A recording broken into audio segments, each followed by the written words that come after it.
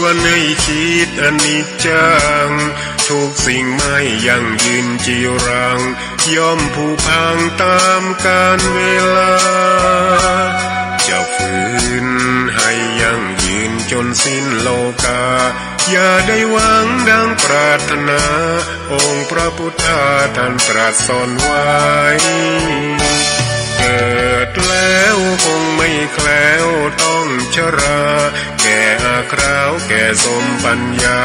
ทั่วภารามีโถมไปเจ็บทุกข์ย่อมเวียนวนมีพ้นไกลๆสัตว์โลกล้วนรู้แน่แก่ใจเกิดแก่เจ็บตายหลีกไปไม่พ้นใครหลงคิดหลงติดอัตตาว่าใจแจ้งกมลแม้นใครปลงได้คงสุขล้น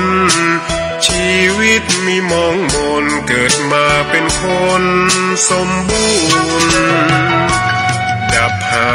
ยเพียงร่างกายไว้ชีวาแต่กุศลผลกรรมทำมาย่อมแปลงค่ากลายเป็นทุนส่งผลให้ทุกคนเวียนวนไม่สูญสุขและทุกข์เป็นไปตามทุนที่พวกคุณได้ก่อทำมา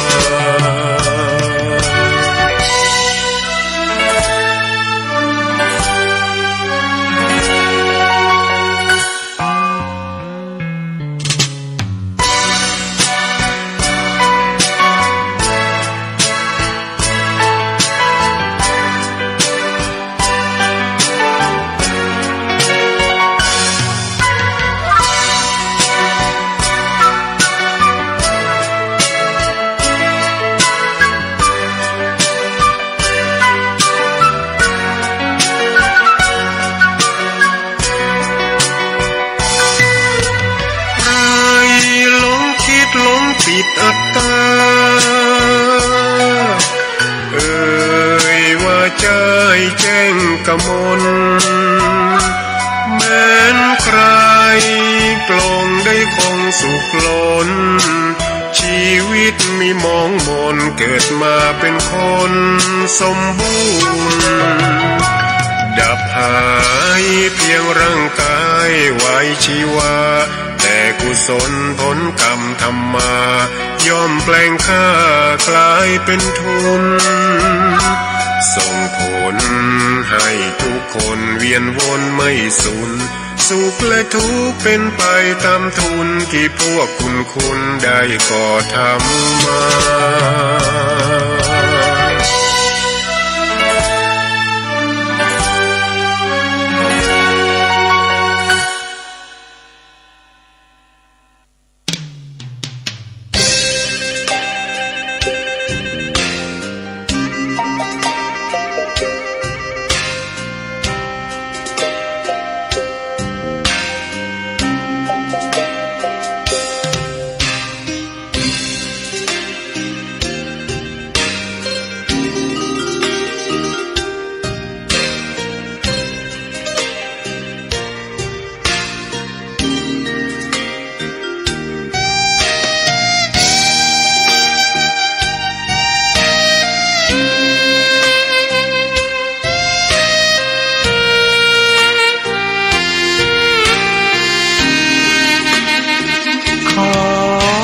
ตำนา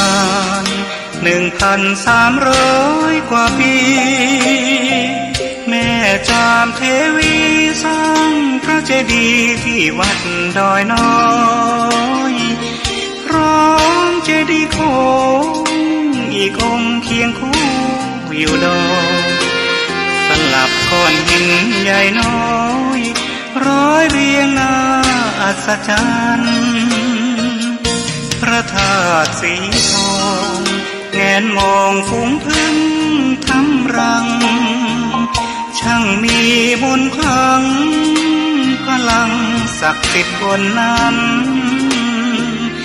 กล่าวคำไหว้สากราบสักการะคนลุกคนชันส สัมผัสถึงสายสัมพันธ์คงเป็นลูกหลานเคยร่วมสร้างบุญวัดดอยน้อยอยู่กลางยอดดอยโรยต่ออำเภอดอยเหล่าเขตติดต่อป่าสางล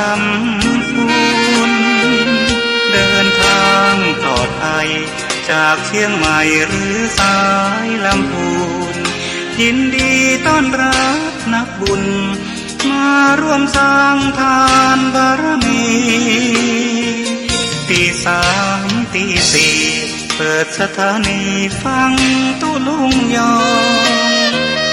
นักเทศเสียงทองชื่อเสียงดังก้องทั่วฟ้าธานีตัวจริงเสียงจริงวัดดอยน้อยแม่ตามเทวีต้อนรับญาติโยมที่มีจิตศรัทธามาร่วมสร้างบุญ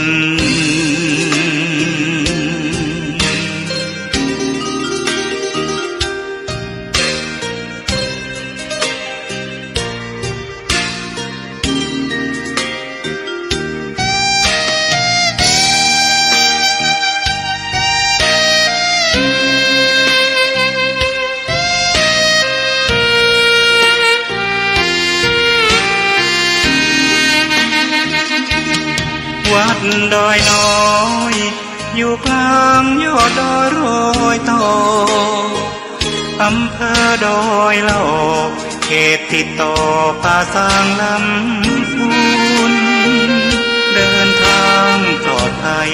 จากเชียงใหม่หรือสายลำพูน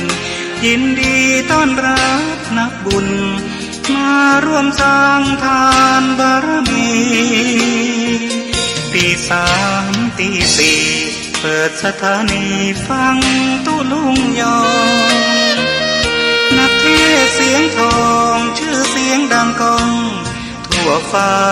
ธานีตัวจริงเสียงจริงวัดดอยน้อยแม่ตามเทวี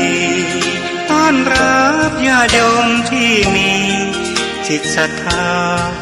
มาร่วมสร้างบุญ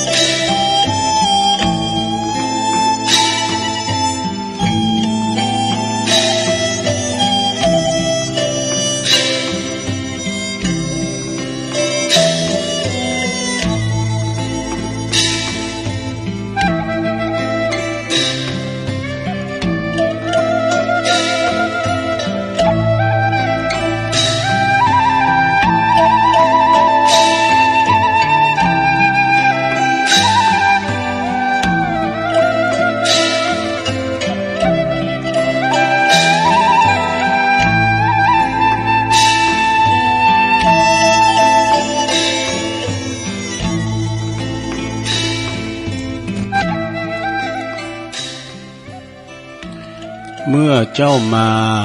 มีอะไรมาด้วยเจ้าเจ้าจะเอาแต่สุขสนุกฉะไหนมามือเปล่าแล้วจะเอาอะไรไปเจ้าก็ไปมือเปล่าเหมือนเจ้ามาตื่นเจ้าขึ้นมาก็ยิ้มแย้มแจ่มใสทุกโศกโรคภัยหายไปหมดสิ่งขอความนอบน้อมแด่พระรัตนตรัยอันมีพระพุทธพระธรรมพระสงฆ์เป็นสรณะตีปึงกราบแนบไต่ไหวสาถวายความเคารพมายังครูบาอาจารย์พระมหาเถรานุเถระท่านเจ้าคณะพระสังฆาธิการพระภิกษุสามเณรเจ้าจุโตนจุองค์กุวัดวาอารามพร้อมถึงสำนักติภักสงฆ์โตยนึก ขอความเจริญในธรรมเจริญปอนมายังบรรดาปออกแม่ออกศรัทธาสาธุชนนักศีลนักบุญทั้งหลายเนาะปอหลงแม่หลงปอลุงแม่ป่าปีป่าหน้าเอาอาศรัทธาตีนจ้องห้องวัดเถ่าแก่หนุ่มกำใจยิงต่างหลายที่ตื่นจืนขึ้นมาก็หมุนคืนเปิดวิทยุฟังกันอยู่ตั้งหอตั้งเฮินตั้งบ้านตั้งยองกันในเวลานี้เนาะ เวลานี้ก็เป็นเวลาดีตีสามปลายมาสักน้อยก็มาฟังรายการนี้เปิ้นใส่ชื่อว่ารายการสัพเพเหระปะกิณกะขอนลุงไก่แจ้งรายการเสียงธรรมแสงทองซึ่งดำเนินรายการบริหารเวลาโดยต้นโตแห่งอาตมาภาพเก่ากับผมตุลุงหนันชัยวัฒนาคเสโนแห่งวัดพัทธาดอยน้อยตำบลดอยหล่ออำเภอดอยหล่อจังหวัดเชียงใหม่ก็มาพบมาปะกันแถมเจ้าหนึ่งเนอะเจ้านี่ก็มาเป็นเจ้าวันศุกร์แล้วกันเนาะศุกร์เอาเราเสาร์เอาหน่วยแล้วเนอะศรัทธาญาติโยมทั้งหลายมาปะกันยามเจ้ายางค่ำคืนวันเป็นวันศุกร์เนาะแต่นั่นก็ก่อนที่จะได้เอ่ยไปตังสถานีวิทยุที่เปิ้นมีบุญต่อโสดประสาทหูฮอดได้รับฟังถึงบ้านถึงจองกันในวันนี้เนาะตุลุงก็จะได้นำสวดมนต์กันเน้อลงเน้อสวดมนต์ด้วยกันก่อนเปิดความเป็นสิริเป็นมังกรเป็นมงคลกับตนกับโตกับครอบครัวลูกหลานตันเต่าเนาะอยู่ดีมีสุขอายุมันควันยืนแค่เขี้ยวขาดปลอดภัยเหมือนกันหมดเน้อตุลุงจะไหว้พระก่อนอะระหังสัมมาสัมพุทโธภะคะวาพุทธังภะคะวันตังอภิวาเทมิสวากขาโตภะคะวะตาธัมโมธัมมังนัมมัสสามิสุปฏิปันโนภะคะวะโตสาวกสังโฆสังฆังนะมามิ นะโมตัสสะภะคะวะโตอะระหะโตสัมมาสัมพุทธัสสะนะโมตัสสะภะคะวะโตอะระหะโตสัมมาสัมพุทธัสสะนะโมตัสสะภะคะวะโตอะระหะโตสัมมาสัมพุทธัสสะอิติปิโสภะคะวะอะระหังสัมมาสัมพุทโธวิจาจารณะสัมปันโนสุขโตโล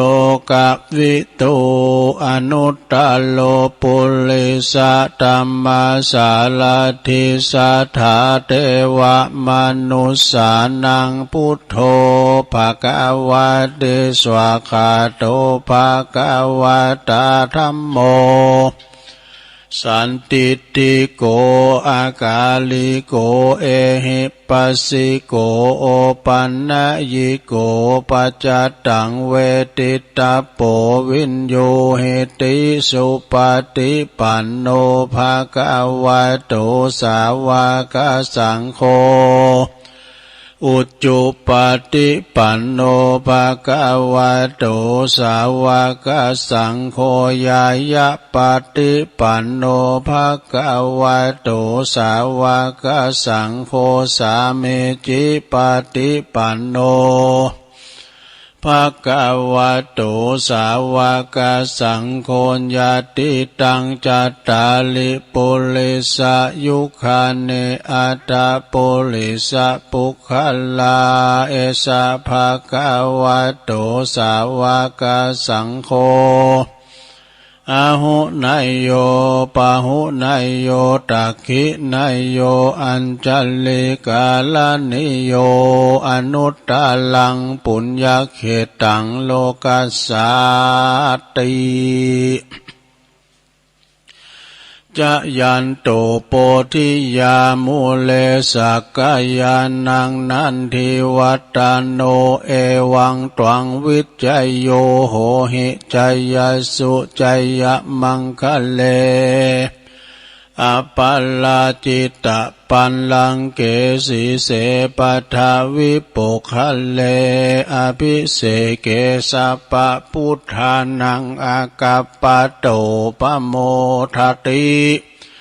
สุนักกตังสุมังกลังสุปาปาตังสุหุตติตังสุขันโนสุมุหุตโตจะสุยิถังพระมจาริสุปัทคีนังกายกัมมังวาจากัมมังปัทคีนังปัทคีนังมโนกัมมังปณิทิเตปัทคีนาปัทคีนานิกาตวนะละพันตเถปัทคิเนสัพพิติโยวิวาจันตุสัพพโลกโกวินาศตุมาเตภวัตวันตลายโยสุขิติขายุโกภวะอภิวาทานาสิลิสานิจังวุตาปัจจายโนจัตตารโอธัมมาวาทันติอายุวันโนสุขังปะลังเอาละเนาะศรัทธาญาติโยมต่างหลายตุลุงก็ปิ้นเก้าปิ้นโหนำสู่วดมนต์ไปปิ้นตีเรียบร้อยก็ขอกุณพระติตาไหลรัตนะผ่านแผ่วพระเกี่ยวเจ้าตั้งสามประการจุงดลบันดาลมาปกป้องคุ้มครองรักษายังครูบาอาจารย์พระมหาเถรานุเถระประสงค์องค์สามเณรเนาะอยู่กับวัดกับว่าได้มีสง่าราศีงอกงามไพบูรณ์ในพระศาสนาขององค์พระสัมมาสัมพุทธเจ้าแล้วก็ได้เป็นเนื้อนาบุญหือศรัทธาต่างหลายได้มาสักการะปูชากราบไหวยึดเหนี่ยวจิตใจน่ะเป็นประธานเป็นเก้าเป็นกันบอกบุญบอกกุศลเนาะหือศีลหือปอนกับศรัทธาญาติโยมเนาะพอออกศรัทธาก็เหมือนกันเนาะคนเฒ่าคนแก่อีปอยเมเฮาเนาะปออุ่ยปอลงแม่ลงก็ขอเหือมีสุขภาพพลานามัยสมบูรณ์แข็งแรงอยู่กินอยู่ต้านกันไปใจนะก็ขอเหือมีภาระกำลังแล้วก็เป็นลมโพลมใสของลูกของหลานนะเป็นกำลังใจให้กับอีปออีแม่ที่เดินเหินไปไหนมาไหนบ้าได้ติดตังติดเต้งก็ดีเอาวิทยุปินกูปินกิมไปจะเนี่ยเนอลงเนอมันจึงมีไปตลอดวันตลอดคืนเนอะเรื่องของธรรมะนะสื่อฐานให้สองก่อนฟังไปนะมันได้กลุ่มเป็นสองเดินบนเนาะก็ฟังไปเปิดดังเขาเจนการเปิดดังก็ลูกหลานมันได้ยินมันแต่นอนบ่หลับ เขาไปเยการบ้านคำไอ้น่ะเอาต่อไปตัวลุงจะมาเอ่ยกับสถานีวิทยุกันเนอลงเนอที่เปิ้นมีบุญต่อโสตประสาทหูเฮาต่างหลาย90มีเก่าสถานี10สถานีก่อนนะที่เปิ้นเอารายการธรรมะภาคตอนตี3 ถึง 5 โมงก็มีดังต่อไปนี้เนอขอบคุณทางสถานีวิทยุคลื่นการศึกษาและศาสนาและวัฒนธรรมของวัดไฟหินเนอตำบลสุเทพอำเภอเมืองเชียงใหม่ FM 104.50 เมกะเฮิรตซ์โดยเมตตาบารมีธรรมในหลวงอาจารย์ท่านพระครูสมุวิสุทธิวัฒน์วรกิจโจก็ลิงสัญญาณไปแล้วองค์ขลงในเมืองฟังการติมตีขอบคุณสถานีวิทยุของคณะสงฆ์อำเภอฝางตั้งอยู่ที่วัดพระบาทอุดมนำบ่อสาวาสำนักวิปัสสนาเนอ FM 102.25 เมกะเฮิรตซ์ต้องขอกราบขอบคุณในเมตตาธรรมหลวงปู่พระครูสุจิตานุรักษ์เด้อ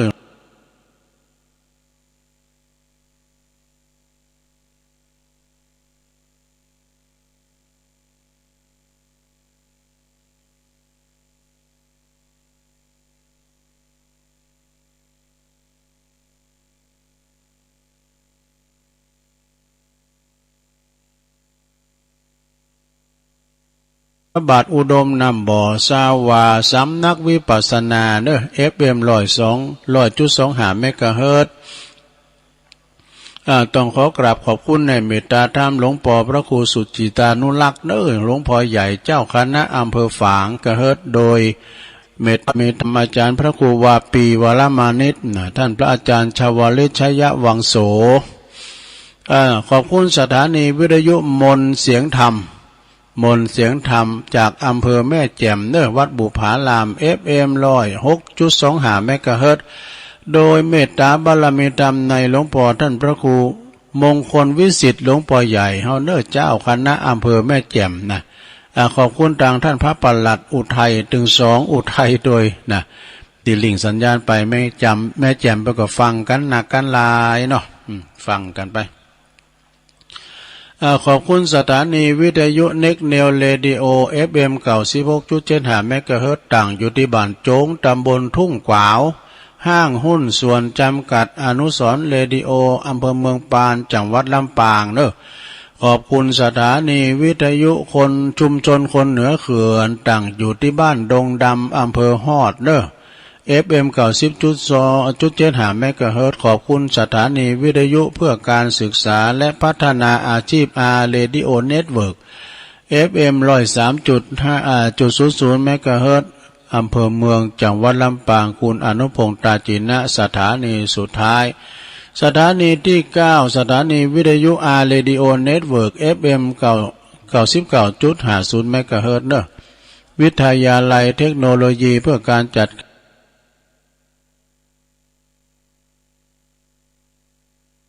การกฟผแม่เมาะลำปางเนอะก็ลิงสัญญาณไปพิธีเรียบร้อยแล้วก็ขอบคุณสถานีบุญญาวาสวิหารด้วยเนอะบุญญาวาสวิหารตีลำปางเนาะตีลำปางโดยขอบคุณทางน่านฟ้าเรดิโอคุณลุงนิรันดร์ปันดอนตอง FM 100.25 เมกะเฮิรตซ์นะปุ่นตั้งอยู่บ้านป่าแดดตำบลป่าแดดพุ่นนะอันนี้ก็เป็นลายจื่อลายนามเนาะของสถานีที่เปิ้นมีบุญต่อโสตประสาทหูเฮาเจ้าขาดตั้งหลายเนาะกันมีเปิ้นเฮาก็ไม่ได้ยินนะก็สถานีที่เปิ้นคืนบุญเด้อเปิ้นลิงสัญญาณไปหันความสำคัญอีปอยแม่ที่เปิ้นนอนบ่หลับนะนอนบ่หลับก็ลุกมาจับก็นี่ซับเตอก็กินยาได้กินยามาถึงนอนบ่หลับนี่สถานเนาะหรือว่าตื่นมาเจ้าก็ฟังกันไปสวดมนต์ไปพิธีเรียบร้อยตัวลุงก็ทำกันบ้านสรรหาเอาสิ่งละอันปันละน้อยนิทานพองทำพองเนี่ยทำสาถาโวเตอก็ทำณบัดนี้นะมันทำบรรยายมันจึงมี2อย่างด้วยทำบรรยายนี่ก็ณโอกาสบัดนี้อันนี้มันถูกทำเพราะว่ามันเข้าใจนะอันสาถาโวนะก็ถูกมันก็ได้มันสาขวัญใจคุณเฒ่านะเหมือนกับปีกับน้องรักพี่เสียดาย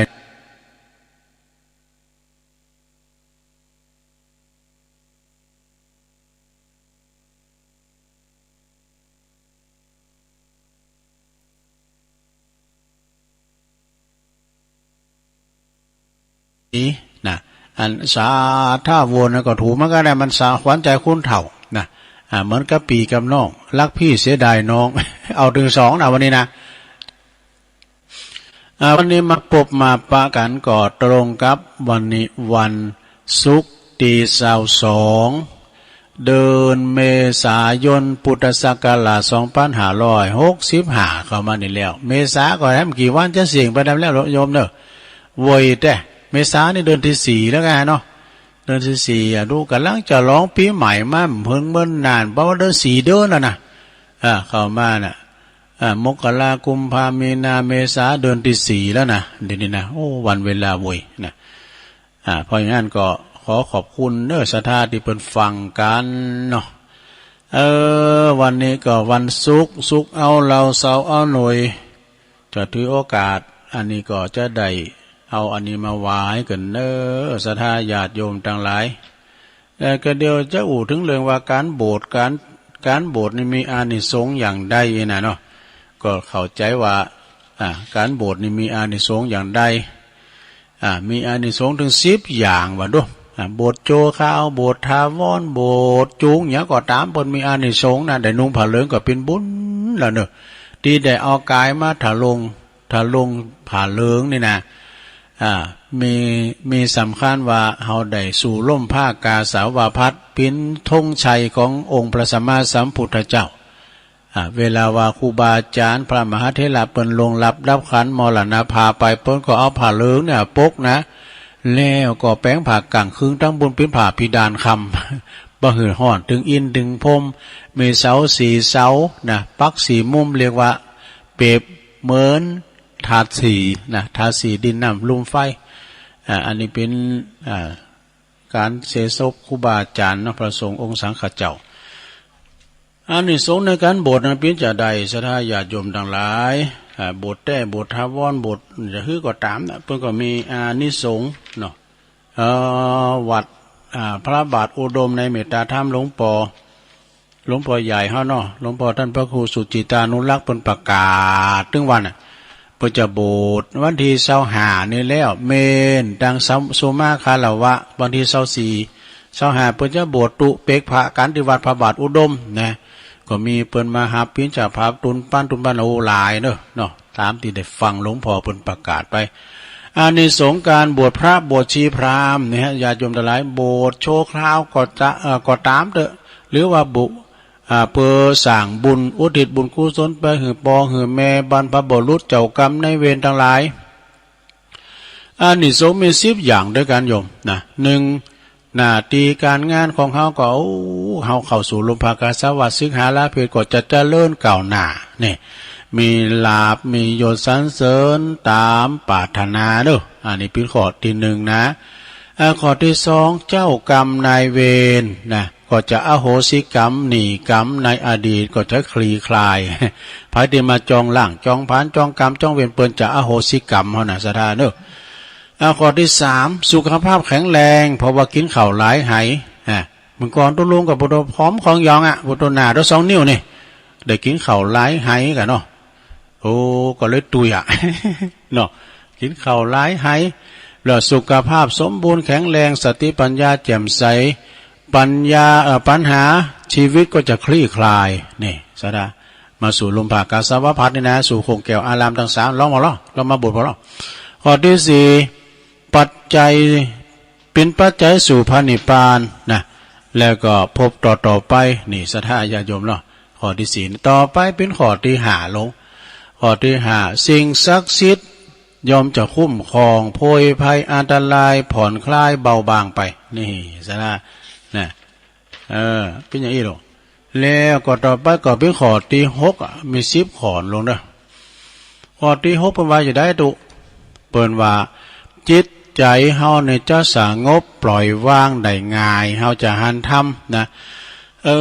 มันเป็นของมันเช่นนั้นเองนี่กันเนาะมองเห็นธรรมสัจธรรมแห่งชีวิตเนี่ยคุณเฮาเกิดแก่เจ็บตายเป็นธรรมดาเฮาจะหันสัจธรรมปล่อยวางเวลาเฮาตายไปแล้วมันได้ยังไปซักอย่างนี่นะเนาะเฮาเป็นว่าจิตใจเฮาปล่อยวางข้อที่7ต่อไปเป็นข้อที่7เปิ้นว่าปินติหักตีเมตตามหานิยมของมวลมนุษย์แล้วก็มวลสัตว์แล้วก็เหล่าเทวดานี่ ปินติหักเคารพนับถือในเมตตามหานิยมของเหล่ามวลมนุษย์แล้วก็เทวดาทั้งหลายเด้อศรัทธาเด้อข้อที่7นะต่อไปเป็นข้อที่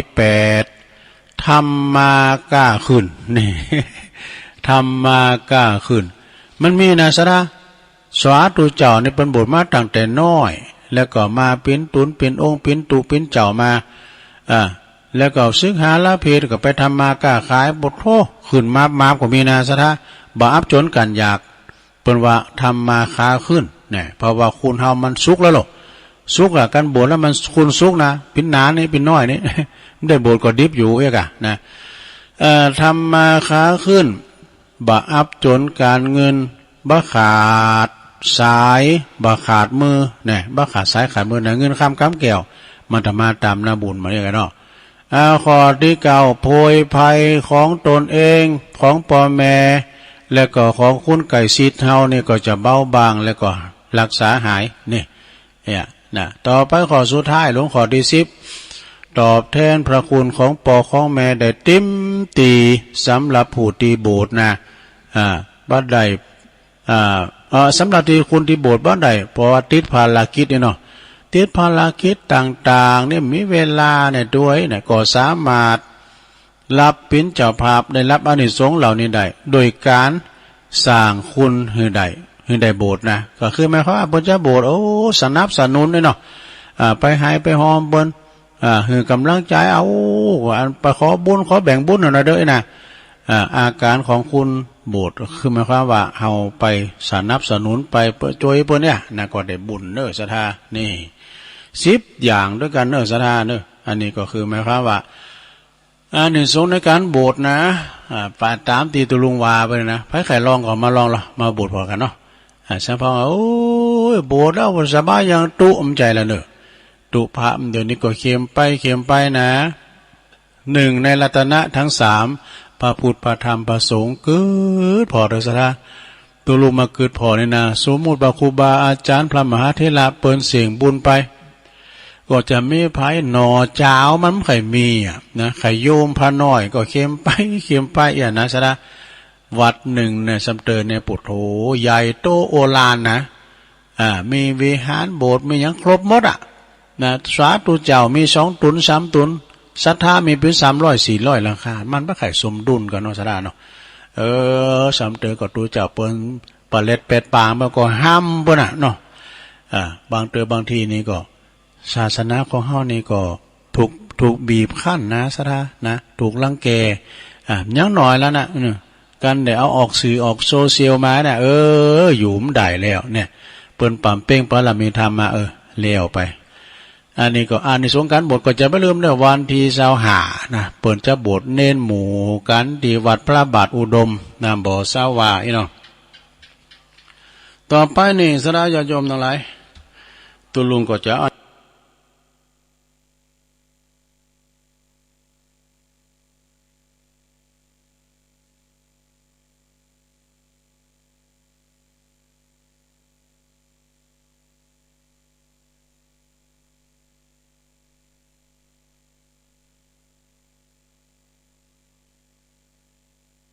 นี่มาบรรยายกันเนื้อสดาเนี่ยมันก็เป็นดินค่ำชมพูพลอยพินปอหลงเก่าก่อนก็ไต่ต่ำมาจากปู่โจยมาพินปอหลงแล้วออกปอหลงแล้วปดปอหลงคือไม่ข้าเปิ้นนั้นปดราชการปอหลงมดวาระก็ขึ้นมาพินปู่จานนะมั้ยจากปู่จานแล้วมาพินดูเจ้า มาบูดเลยเดี๋ยวก็เตดเนี่ยมาไล่โผดโลกว่ะเปิ้นจัดการทำไปหาในสุพจน์เนี่ยเดี๋ยวก่อนเอาเนี้ยก่อนนะบัดนี้ตุลุงก็จะได้บรรยายธรรมนะเจริญเมตตาเจริญมรณสตินะเฮาตั้งนะโมของพิญญานะวานในใจความเปิ้นพอมันจะยาวนะอันปิ่นสัจธรรมคำสอนขององค์พระสัมมาสัมพุทธเจ้าเพื่อให้เหล่าพุทธบริษัททั้งหลายอีปอยเมเขาได้สดับรับฟังนำไปพินิจพิจารณาเพิ่มเติมสติปัญญาให้แก่กล้ายิ่งขึ้นไปนะศรัทธาญาติโยมดังบาลีเปิ้นว่าทะหะลาจะมหันตาจะปินอาทินะอันนี้บาลีเปิ้นตั้งตุนไว้ซึ่งแปลความว่าสัตว์ทั้งหลายในโลกนี้ทั้งหลายนะอันเกิดมาสู่โลกนี้ก็มีความตายถึงว่าความตายมรณสติหรอมรณะแปลว่าตายนะโลกนี้มีความตายอยู่เบื้องหน้าเนาะทุกคนอยู่เบื้องหน้าทุกคนนะแล้วก็อันความตายหรือว่าความแตกดับสลายแห่งสังขารนี่นะถ้าเป็นสัตว์โลกที่มีใจคลองเช่นเป็นมนุษย์เป็นสัตว์ตลิสารมีใจคลองเตียวเหินไปไหนมาไหนได้นะเมื่อมีชีวิตแตกดับไปวิญญาณออกจากลางไปทิ้งลางไว้นะที่เฮาเรียกว่าซากศพนี่นะซากศพถ้าเป็นเทวดาพระอินทร์พระพรหมซึ่งมีร่างกายเป็นติบนะเพิ่นก็เรียกว่าจุตินะจุติหรือว่าเคลื่อนร่างกายดับสูญไปเลยบ่มีร่างกายหือทอดทิ้งได้หันอันเป็นว่าอันเป็นคำว่าตายนี่ยอมเป็นกรรมตีหน้ากูได้แต่สระกรรมว่าตายนี่นะไผมันปรารถนาว่าเปิ้นว่าโตกรรมว่าตายนะว่าเปิ้นว่าโต คนอื่นตายก็เหมือนกันนะแต่มันถึงวันมามันก็จำเป็นต้องไปเนาะแล้วก็ไปแล้วก็เฮามาโต๊ะเปล่าก็มาโต๊ะเปล่าก็ไปโต๊ะเปล่าอย่างตุลุงวากรเจ้านะเมื่อเจ้ามามีอะไรมาด้วยเจ้ามีอย่างมาสักอย่างสมบัติเท่าปิงหินก็จิตตัวมาก็มาสร้างบารมีเหมือนกันหมดญาติโยมทั้งหลายบ่มีภัยคนใดพึงปรารถนาเด้อแม่แต่ได้ยินได้ฟังนะคำว่าตายน่ะส่วนว่าคนส่วนมากนี่ฮักโตโกตายเหมือนกันหมดถึงว่าใครตายว่าเฒ่าว่าแก่ก็ถึงโกตายนะแม้แต่สัตว์ตาลิสารเหมือนกันยอมมีความโกตายเช่นเป็นนกเป็นหนูเป็นปูเป็นปลาอย่างต่างๆแม้แต่สัตว์ดุร้ายมันก็ยังโกตายสิงโตกาเสือกาเนี่ยการเข้าไปไก่มันก็จะหนีสร้างเป็นว่าเป็นตนว่ามันหันคุณมาไก่นะมันก็เข้าใจว่ามันคือว่าคุณจะมาทำลายมันนอนนกหนูปูปลาอย่างต่างๆนะมันก็จะรีบหนีไปอย่างโลดเร็วเนอะพระพุทธเจ้าทรงสอนไว้ว่าหืมมันสร้างบุญสร้างกุศลเอาไว้ในโลกเนอะเพราะว่าบุญพินติเปิงแก่สัตว์ตโลกทั้งหลายนะบุญญาในปาลโลกสมิงปฏิตาโหนติปานินังเนี่ยนะบุญปินสมบัติอันพิเศษเนอะเรียกว่าสมบัติอื่นๆเพราะคนติดตายไปจากโลกนี้ไปแล้วเนี่ยบ่อาจจะนำทรัพย์สินเงินทองติดเนื้อติดตัวไปได้แม่แต่น้อยนะถึงเอาไปไม่ได้แม่แต่สตังค์สลึงเดียวก็เอาไปไม่ได้วะนะนอกเสียจากว่าบุญและบาปต่ออันเนอที่จะติดตามคุณงามความดีความชั่วเท่านั้นที่เขาได้สร้างไว้ยังเป็นคุณอยู่นั้นก็จะติดซอยหอยตามเขาไปนะที่จะติดตามเขาไปคือในโลกหน้าพบหน้ากันต่อไปจึงจะหันได้ว่าบุญเป็นปัจจัยที่สำคัญเนอศรัทธาสำหรับผู้ที่ตายจากโลกนี้ไปสู่โลกหน้าศรัทธาต่างหลายนะก็หันแล้วว่าความตายเป็นสิ่งที่เฮาหลีกเลี่ยงจึงบ่ได้นะอยากดีมีจนคุณรวยคุณบ่รวยคนจนคนรวยไม่ช้าก็มวยมรณาคนดีคนบ้าไม่ช้าก็ตายเหมือนกันเนาะอย่างคำบนวาน่ะเมื่อว่าถึงว่ามักยุ่นลาดอันว่าความตายมันจ่องเฮาตลอดเวลานะมันพอเฮาน่ะคล้ายๆก็ว่ามันอยู่ตั้งหลังเฮามันเงื้อดาบอยู่ฮะนะทุกอิริยาบถสี่นั่งนอนยืนเดินการมันได้โอกาสมันก็เอาเฮาไปจนได้นะเอาจัดติดสินบุญกับเงินเป็นร้อยเป็นพันเป็นหมื่นมันก็ตื้มเอาโอ้ขอให้หมื่นนะปะอยู่ทั้งปีไหนนะมันก็ตื้มบ่เอานะเพราะฉะนั้นเราเกิดมาแล้วก็ต้องนึกถึงความตายอยู่ใจเนอะจะบ่ได้ลืมโตว่าลืมโตบ่หวั่นวิตกนะสะทกสะท้านนะบ่เสียสติเวลาที่ว่าไก่ที่จะตายเนี่ยเนาะบางเฮามีสตินะบ่หลงบ่ลืมเมื่อเฮาตายไปยอมไปสู่สุขติโลกสวรรค์เป็นที่ดีพระบรมศาสดาสัมมาสัมพุทธเจ้าเพิ่นทรงสั่งสอนไว้ว่าอันการเรียนพิจารณาถึงความตายนั่นน่ะเป็นอุบายอันแยบคายว่ะแล้วก็แนบเนียนนะเป็นอันหนทางที่ก้าวหน้าไปสู่วิปัสสนากรรมฐานนะอันนี้จะเล่าถึงเรื่องนางรูปนันทามีอยู่ได้รูปนันทาเนี่ยมันก็มีอยู่ในมันจะซ้ำที่เก่าก็นางรูปนันทานี่เป็นคุณที่สวยงามเนาะก่อนเราและเตือนเนาะที่ในนิทานก็มีเนาะพระพุทธองค์ทรงถึงหันวิถีจิตนางเนี่ยเปิ้นคายจากความงามแล้วก็ลืมโตกลับมายินดีในรูปร่างไม่ยิ่งคุณนั้นนะคือว่าเปิ้นแต่เตดน้ำเตดธรรมแสดงธรรมเปิ้นหันภาพนะหันภาพแม่ยิ่งคือนางรูปนันทานี่ลงในตัวเก่าวังมันงามนะลงตัวเก่าว่างามมีแพ้เต่า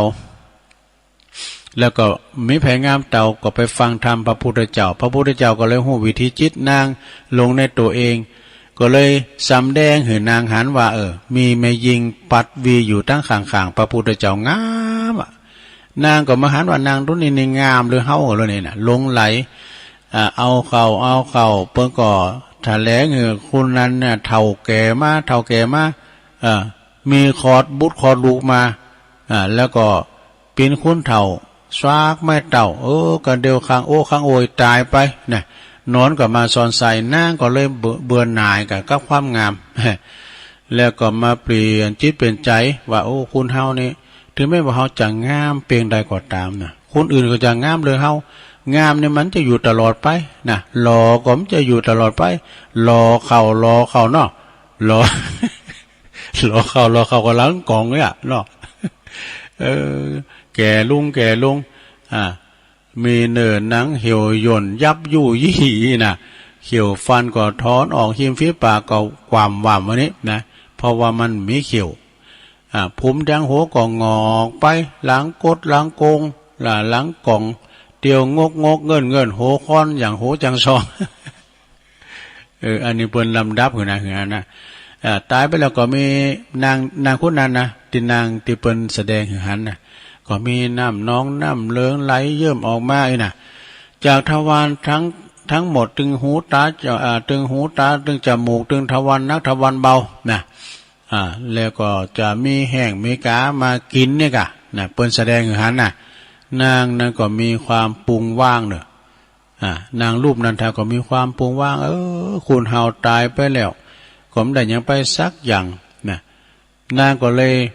บรรลุธรรมวิเศษพร้อมถึงอุบาสกอุบาสิกาทั้งหลายพร้อมกันฟังธรรมในขณะนั้นก็คือฟังธรรมก็ได้หันก็เลยหันแจ้งหันจริงว่าคุณเฮานี่ตายแล้วตายปิ้นเม้นเนานางก็ได้บรรลุธรรมของพระพุทธเจ้าในกาลนานทุกคนนะพระพุทธเจ้าทรงสอนให้รู้ว่าบุคคลใดมันเจริญมรณสตินึกถึงความตายอันจะมาหาตนอยู่เสมอนั่นแหละดีเปิดว่าจะหือกิเลสตัณหาที่มันครอบงำจิตใจของเฮาเนี่ยที่เฮาลุ่มหลงโมเมาไปตั้งที่ชั่วร้ายนะก็จะเบาบางไปบางคนเนี่ยก็นึกถึงความตายอันจะมาเนี่ยเป็นสัจธรรมเนาะ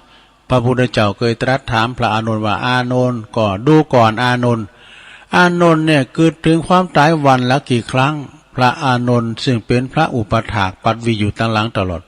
เพราะว่าข้าพระพุทธองค์นี้ก็นึกถึงความตายวันละ6 ครั้งพระเจ้าข้าพระพุทธเจ้าก็เลยตรัสว่าอานนท์ท่านยังประมาทอยู่เนอะเป็นว่ายังควรที่จะนึกถึงความตายทุกลมหายใจเข้าออกดูหายใจเข้าออกนะคือถึงตลอดเวลาอันความตายเนี่ยนะก็จะได้ลดความโมเมาโลภะโทสะโมหะความโลภความโกรธความหลงนะเพราะว่าโลภะนี่โลภขดายของผู้อื่นโทสะในความโกรธความเกลียดคิดประทุษร้ายผู้อื่นโมหะนี่ก็มีแต่ความลุ่มหลงโมเมาในสิ่งที่ผิดศีลผิดธรรมอันเกี่ยวข้องโดยอบายามุข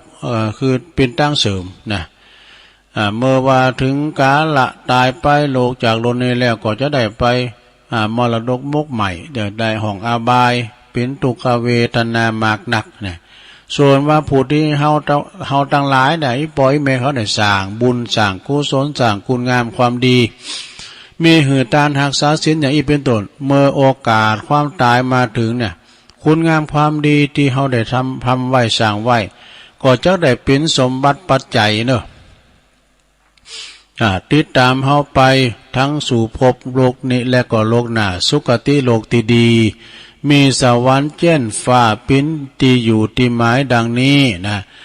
การแสดงการเจริญเมตตาการเจริญมรณสติการนึกถึงความตายปิ้นนิดปิ้นจัดปิ้นอันมหากุศลอันยิ่งใหญ่นะปิ้นภาวะ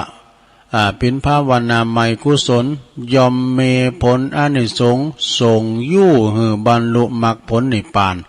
ดังได้จี้แจงมาก็พอสมควรแก่กาลเวลาก็สมมติยุติลงปรุงไหวเปล่งเต้าอีเนี่ย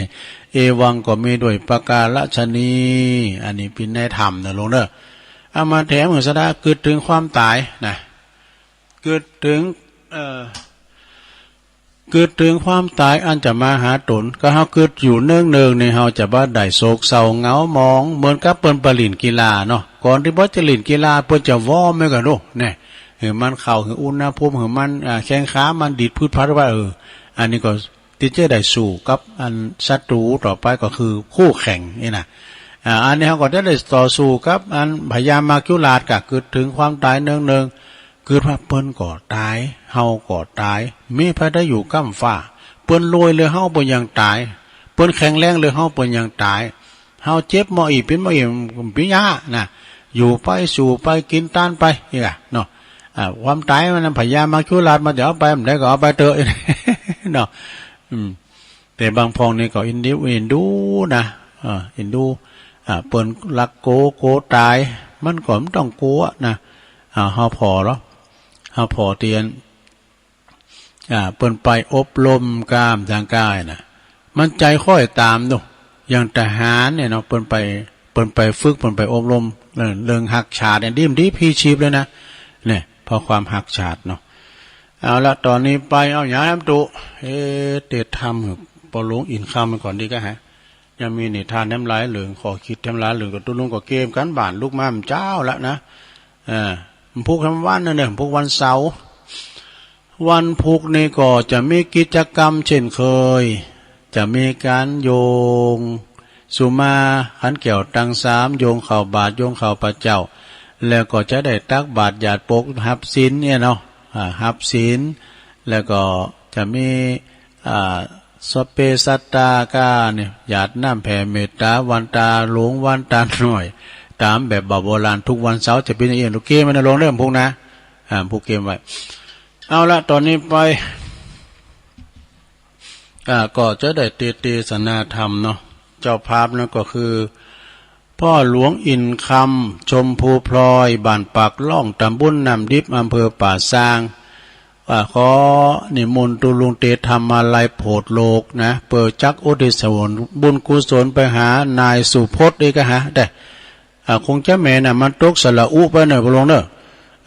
เป็นสาพจน์ไปนะถ้าสุพจน์สุพจน์ดีกว่างามเดี๋ยวเนาะชมพูพลอยที่ลงรับขันไปนะก็ขอบคุณแล้วก็ขอบคุณทางว่าประกันงานข่าวดำสวาตุเจ้าก็มีป้อทวีติบคำนะป้อทวีติบคำนี่เปิ้นอยู่ช้างขาน้อยไต่เนื้อหมู่สีนะเปิ้นอยู่บันเราช้างขาน้อยไต่หมู่สีพร้อมด้วยครอบครัวในห้อมฝากห้อมตุลุงไปตาลปุ่นดอยนางแก้วที่สะเก่าดำโห200 บาทพรุ่งนี้จะไปแล้วเด้อวันพรุ่งนี้จะไปนอนละก็เอาฟังธรรมด้วยกันเนาะก็ดีสถาเจ้าภาพที่เปิ้นขอถอยตัวทุกครั้งก็มีปอสมศักดิ์แม่เพ็ญขาวเตี้ยเปิ้นอยู่ตาจ้างเวงน้องหล่องก็ขอต้านนำตันทำอุทิศแผ่กุศลนี้ติดตามไปตัวหาจิตตาดวงวิญญาณของป้าอุ้ยน้อยปันแม่อุ้ยเงินจินาอิเนาะที่ลงรับขันไปสู่ปาละโลกไปหนาแล้วก็มีนายอเนกชัยกาวินก็จะต้านนำตันทำไปหาปอสอนชัยกาวินตัวแล้วก็พร้อมกับเหล่าญาติกานะแล้วก็ศรัทธาญาติโยมต่างหลายเนอะก็อธิษฐานจิตต่างจิตอธิษฐานใจเอาตัวลุงบรรเทธรรมแล้วเขาก็ขอพิ้งเจ้าภาพโดยเจ้าภาพในใจนะเอาขอยกผลบุญกุศลนะฉัพพะทานังธรรมะทานังชินาติเอาไปหาอีปอยแม่ได้รับสมบูรณ์สมกุศลได้ตีแม่ได้ลมหายใจจากไปลูกก็ฟังธรรมอยู่นี่เนอะนะการฟังนี่ก่อนเนี่ยการฟังเนี่ยคือการติดเนาะแผ่พายย้ายบุญบรรลงเนอะเอา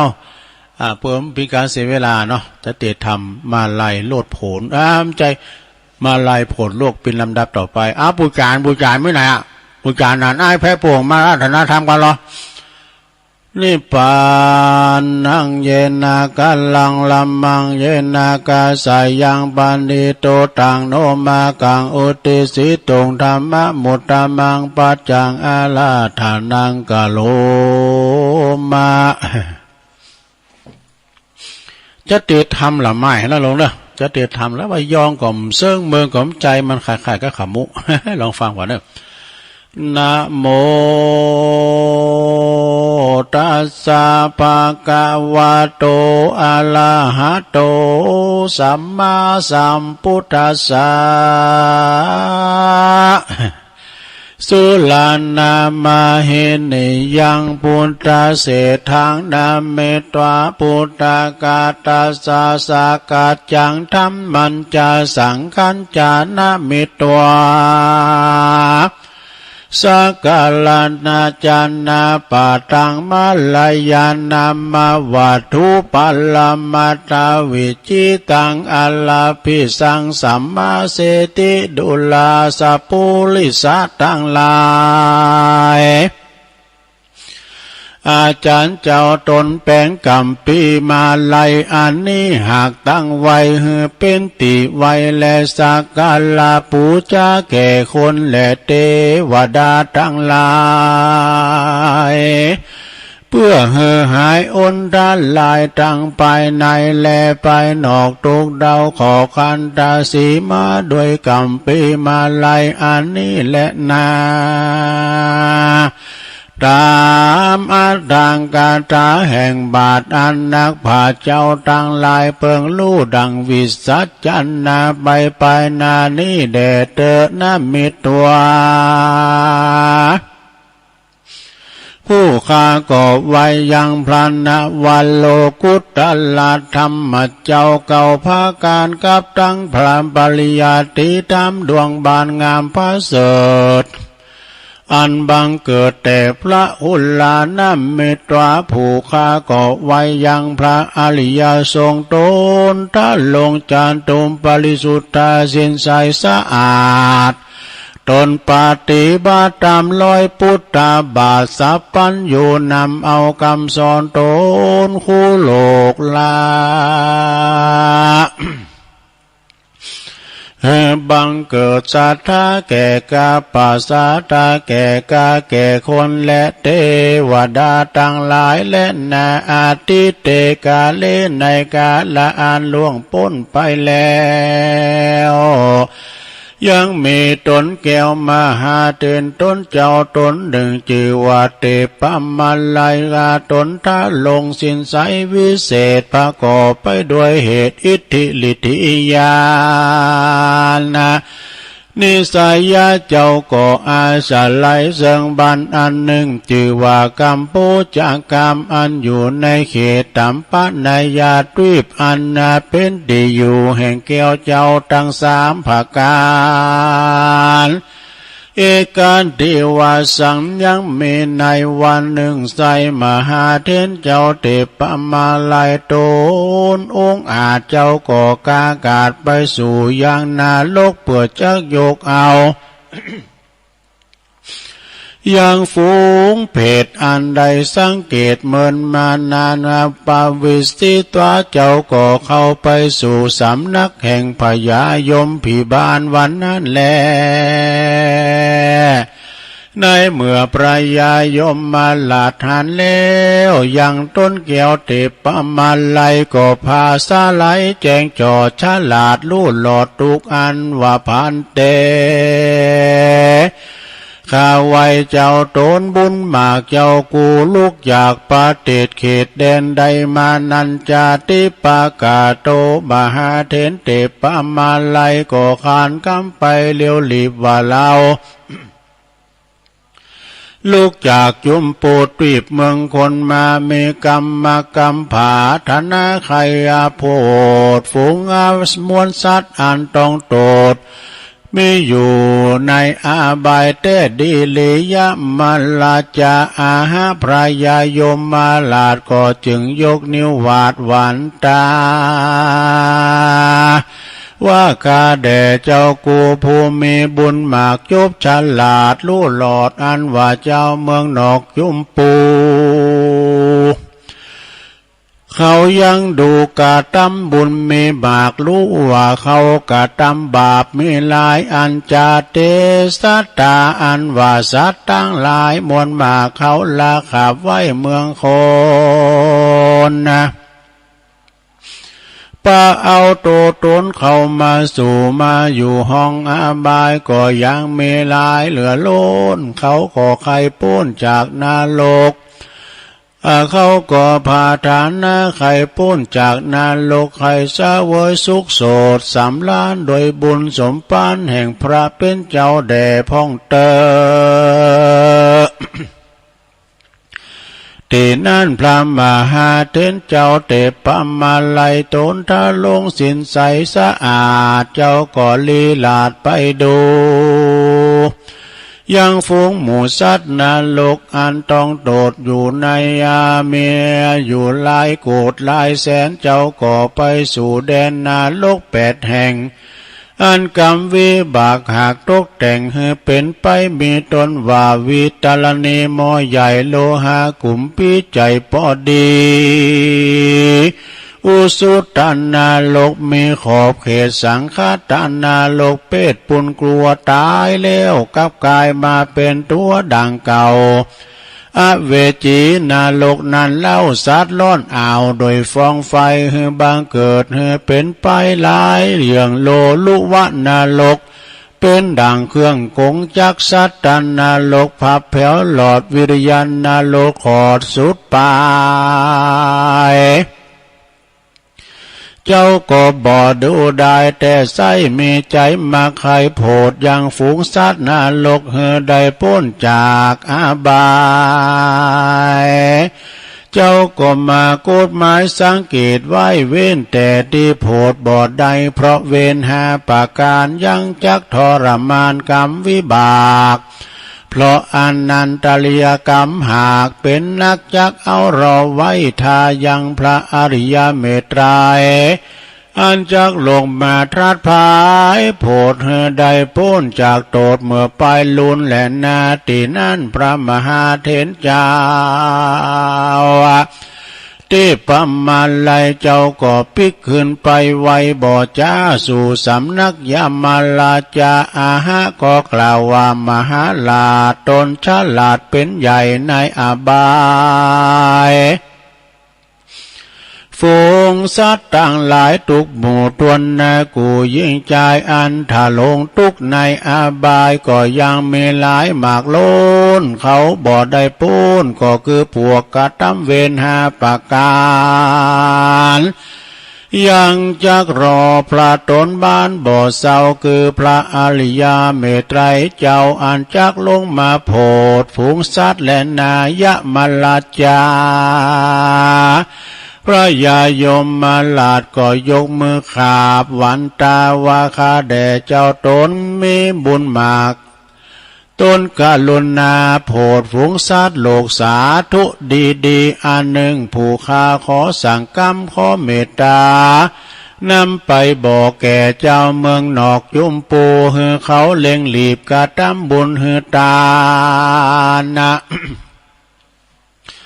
และหักษาศีลภาวนาบานอย่าได้ขาดอย่าได้พระมาดลาสาอย่าได้ฮือเข้าปิกปอกขึ้นมาตีเก่าอย่าฮือมา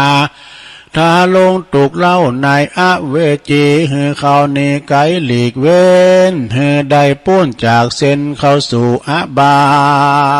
ยขอนิมนต์พระบุญพระเป็นเจ้าจงได้พายแผ่เอากรรมนี้ไปบอกแก่เจ้าเมืองนอกยุมปูอย่าให้เขาว่าได้กระทำปานาติบาตอย่าเข้าอำนาจแห่งตัณหาอย่ามีใจโมหะโลภเอาของตานอย่าเล่นจู้จากผัวเมียตนอย่าดื่มอย่าจู้ไล่กำสนกำสออย่าดื่มน้ำเหล้าหล่อยาเมาอย่ากวนเกาด่าจีตีพรามอย่าใจหามด่าปอติแม่อย่าได้ตัดไม้สาลีมหาโพอย่ามาแก้วโกดเจดีอย่ากระทำลายแก่ภิกขุณีกระทำหือเหลือตีนพระเจ้าออกจุงปากันพระกอบหือเป็นหิตานุหิตะปากันมันพิจารณาจำเริญเมตตาภาวนายังเทวทูตตังหาก็จักใดเป็นบุญไปแก่กล้า นำไปสู่จันฟ้าและเนลาปานขอนิมนต์ท่านเป็นเจ้าจุงนำเอาความนี้ไปบอกแก่เจ้าแก่ฟุ้งเจ้าเมืองนอกจุมปูลีบเตอเทโลอันว่าพระมหาเถรเจ้าเตปะมาลายโตนองค์อาจได้ยินคำสั่งพระยายมมาลาดลาจาเจ้าก็สาเด็จลงมาโดยลวงอากาศก็มาถึงอาวาสวิหารโตนถึงวันลุนมาหลอดลุงเจ้าจอดมาเถิงเจ้าก็มาถือเอายังมาวีแลบาทนุ่งห่มผ้าย้อมฝาดขาดเป็นปริมณฑลแล้วก็สาเดชหนไปสู่บ้านโพจันนากรรมอันเป็นที่เคยเอาเขาปินที่บาทในอาวาสเกหาดีนั่นแลมนุษาอันว่าคนต่างหลายในบ้านนั่นเขาก็ปกเป่าเตือนกันว่าดูลาเรายิงใจต่างหลายเฮ้ยบัดนี้ตานมหาเถรเจ้าท่านก็ได้เข้ามาเมตตาจุงปากันหาสังมาใส่บาตรทุกคนขออาลาธนานิมนต์ไว้ก่อนเพื่อบ่เฮือผู้ขาต่างหลายย่อนตั้งตานหญิงใจลูกหลานเจ้าบ้านเขาก็ออกปากตานนิมนต์เขาก็ย่อโยงเขาใส่บาตรอยู่ในหัตถบาตรตามวินัยกองแล้วผู้โจบท้องฉลาดก็มาเวนเขาเป็นที่บาตรแล้วก็ปาการอุทิศญาติน้ำหมายตานก็มีวันนั้นแลนาอาทะในกาลยามนานนะพระมหาเถรเจ้าตนองค์อาจก็มาถือโอกาสเจียนจาว่าดุลาอุปาสกะอุปาสิกาเฮยจุงปากันดาฟังยังกำเราจะกล่าวตามที่เราได้รับข่าวคำสั่งมาหาแห่งฟูงสัตตาเพศใหญ่อันอยู่ในนรกใหญ่น้อยใหญ่อันอยู่ในนรกใหญ่น้อยบ่รู้กี่ร้อยกี่หมื่นกี่แสนยังมีมากเหลือแหล่เขาก็ปากันแผ่กรรมมาหายังสัมปันทวงศาปีน้องอันอยู่ในแห่งห้องเมืองโคนะขอปากันเมตตาฟุ้งเพศใหญ่ให้เขาได้ใจใฝ่จมบา